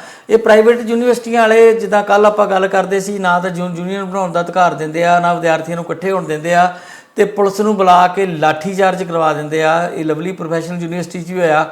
ਸਰਕਾਰ ਦਾ ਹਿੱਸਾ ਨੇ ਉਹ ਲੋਕ, ਉਹਦੇ ਮਾਲਕ ਜਿਹੜੇ ਆ। ਸਾਡੇ ਵੱਡੇ ਅਹੁਦਿਆਂ ਤੇ ਬੈਠੇ ਹੋਏ ਆ। ਜਿਹੜੀ ਹਾਂਜੀ, ਤੇ ਦੂਜੇ ਪਾਸੇ ਕੱਲ ਇੱਕ ਹਿੰਦੁਸਤਾਨ ਦੀ ਹੋਰ ਯੂਨੀਵਰਸਿਟੀ ਦਾ ਵੀ ਇਦਾਂ ਦਾ ਮਸਲਾ ਆਇਆ ਸੀ ਕਿ ਪ੍ਰਾਈਵੇਟ ਯੂਨੀਵਰਸਿਟੀਆਂ ਕੋਲ ਇੰਨੇ ਇਖਤਿਆਰ ਨੇ ਕਿ ਉਹ ਗੁੰਡਾਗਰਦੀ ਕਰੀ ਜਾਣ ਤੇ ਵਿਦਿਆਰਥੀ ਆਪਣੇ ਵਿਦਿਆਰਥੀਆਂ ਨੂੰ ਡਾਂਗਾ ਮਾਰਨ। ਨਹੀਂ, ਦੇਖੋ ਇਹ ਬਿਲਕੁਲ ਠੀਕ ਨਹੀਂ ਹੈ। ਪ੍ਰਾਈਵੇਟ ਯੂਨੀਵਰਸਿਟੀਆਂ ਜਿਹੜੀਆਂ ਮਰਜ਼ੀ ਯੂਨੀਵਰਸਿਟੀਆਂ ਹੋਣ, ਮਤਲਬ ਪੁਲਿਸ ਦੀ ਤਾਕਤ ਦੀ ਵਰਤੋਂ ਕਰਨੀ ਮਾਸੂਮ ਵਿਦਿਆਰਥੀਆਂ ਤੇ ਕਿਸੇ ਵੀ ਤੇ ਜਾਇਜ਼ ਨਹੀਂ ਕਹੀ ਜਾ ਸਕਦੀ। ਮੈਨੂੰ ਲੱਗਦਾ ਹੈ ਕਿ ਇੱਕ ਨਵੀਂ ਕਰਵਟ ਜਿਹੜੀ ਹੈ ਸ਼ਾਇਦ ਭਾਰਤ ਦੇ ਵਿੱਚ ਦੇਖਾਂਗੇ ਕਿ ਵਿਦਿਆਰਥੀ ਜਿਹੜੀਆਂ ਵੱਖਰੀਆਂ ਯੂਨੀਵਰਸਿਟੀਆਂ ਜਿਹੜੀ ਪ੍ਰਾਈਵੇਟ ਯੂਨੀਵਰਸਿਟੀਆਂ 'ਚ ਵੀ ਪੜ੍ਹਦੇ ਆ, ਉਹਨਾਂ 'ਚ ਵੀ ਹਲਚਲ ਇਸ ਮਸਲੇ ਨੂੰ ਲੈ ਕੇ ਹੈ। ਚਾਹੇ ਉਹ ਲਾਂਡਰਾ ਵਾਲੀ ਚੰਡੀਗੜ੍ਹ ਯੂਨੀਵਰਸਿਟੀ ਦਾ ਮਾਮਲਾ ਹੋਵੇ ਤੇ ਚਾਹੇ ਹੁਣ ਜਿਹੜੀ ਲਵਲੀ ਯੂਨੀਵਰਸਿਟੀ ਦਾ ਮਾਮਲਾ ਹੋਵੇ। ਉਹ 'ਚ ਜਿਹੜਾ ਕੇਸ ਹੈ ਲਵਲੀ ਯੂਨੀਵਰਸਿਟੀ ਵਾਲਾ, ਉਹਦੀ ਡਿਟੇਲ ਜਿਸ ਤਰ੍ਹਾਂ ਦੀ ਆ ਰਹੀ ਹੈ, ਉਹਦਾ ਸੁਸਾਈਡ ਹੈ ਇੱਕ ਬੱਚੇ ਦਾ ਜਿਹੜਾ ਕੈਨੇਡਾ ਦਾ ਸੀ, ਉਹ ਸਿੱਧਾ ਤੌਰ ਤੇ ਲਵਲੀ ਯੂਨੀਵਰਸਿਟੀ ਦੀ ਮੈਨੇਜਮੈਂਟ ਨਾਲ ਜੁੜਿਆ ਹੋਇਆ ਮਾਮਲਾ ਨਹੀਂ ਹੈ।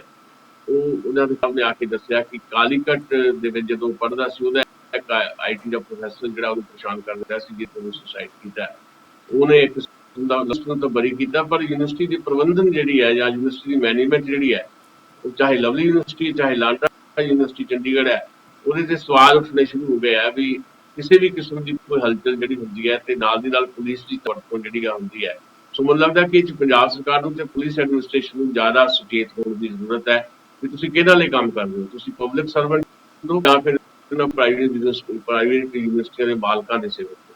ਸੋ ਇਹਦੇ ਤੇ ਚੜ੍ਹਨੀ ਚਾਹੀਦੀ। ਦਸਾਂਝ ਸਾਹਿਬ, ਤੁਹਾਨੂੰ ਕਿਤੇ ਨਾ ਕਿਤੇ ਲੱਗਦਾ ਨਹੀਂ ਕਿ 69ਵੇਂ 70ਵੇਂ ਵਾਲੀ ਸਟੂਡੈਂਟ ਲਹਿਰ ਉਸਲਵੱਟੇ ਲੈਣ ਦੀ ਤਾਕ 'ਚ ਹੈ? ਕਿਤੇ ਨਾ ਕਿਤੇ ਲੱਗਦਾ ਹੈ ਇਸ ਵਿਦਿਆਰਥੀਆਂ ਨੂੰ ਜਿਹਨਾਂ ਨੂੰ ਅਸੀਂ ਬਿਲਕੁਲ ਨਕਾਰਤਾ ਕਿ ਉਹ ਮਨੀ ਮਾਈਂਡਡ ਹੋ ਗਏ ਤੇ ਉਹਨਾਂ ਨੂੰ ਸਿਰਫ ਕਾਰਪੋਰੇਟ ਦਿਖਦਾ ਤੇ ਉਹਨਾਂ ਨੂੰ IT ਵਾਲੀਆਂ ਜੌਬਾਂ ਦਿਖਦੀਆਂ ਨੇ ਆਪਣੀਆਂ, ਕਿਤੇ ਨਾ ਕਿਤੇ ਸਟੂਡੈਂਟ ਲਹਿਰ ਦਾ ਜੇ ਉਛਾਲ ਆਉਂਦਾ ਇਹਨਾਂ ਘਟਨਾਵਾਂ ਨੂੰ ਲੈ ਕੇ ਤੇ ਉਹ ਇੱਕ ਪੋਜ਼ਿਟਿਵ ਫੈਕਟਰ ਨਹੀਂ ਹੋਏਗਾ?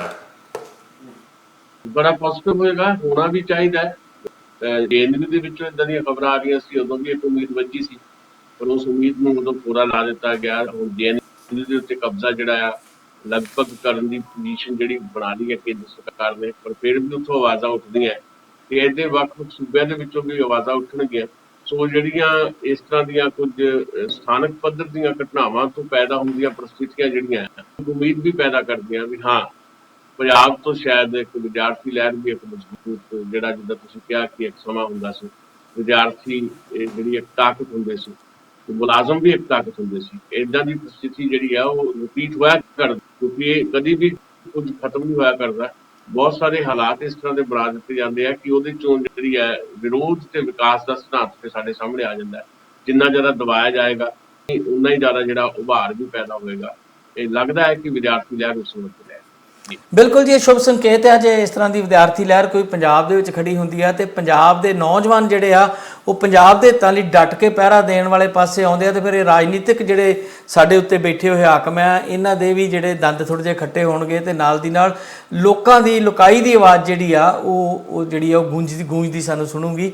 ਆਪਾਂ ਇਸ ਉਮੀਦ ਨਾਲ ਅੱਜ ਦਾ ਪ੍ਰੋਗਰਾਮ ਖਤਮ ਕਰਦੇ ਹਾਂ। ਤੁਹਾਡੇ ਤੋਂ ਇਜਾਜ਼ਤ ਲੈਂਦੇ ਹਾਂ। ਬਹੁਤ ਬਹੁਤ ਸ਼ੁਕਰੀਆ ਜੀ। ਮਿਹਰਬਾਨੀ। ਖਬਰਾਂ ਤੇ ਪੈਨੀ ਨਿਗਾਹ ਰੱਖਦਾ, ਹਰ ਖਬਰ ਦੀ ਪੁਣਛਾਣ ਕਰਕੇ ਉਸ ਦੀ ਤਹਿ ਤੱਕ ਪਹੁੰਚਦਾ।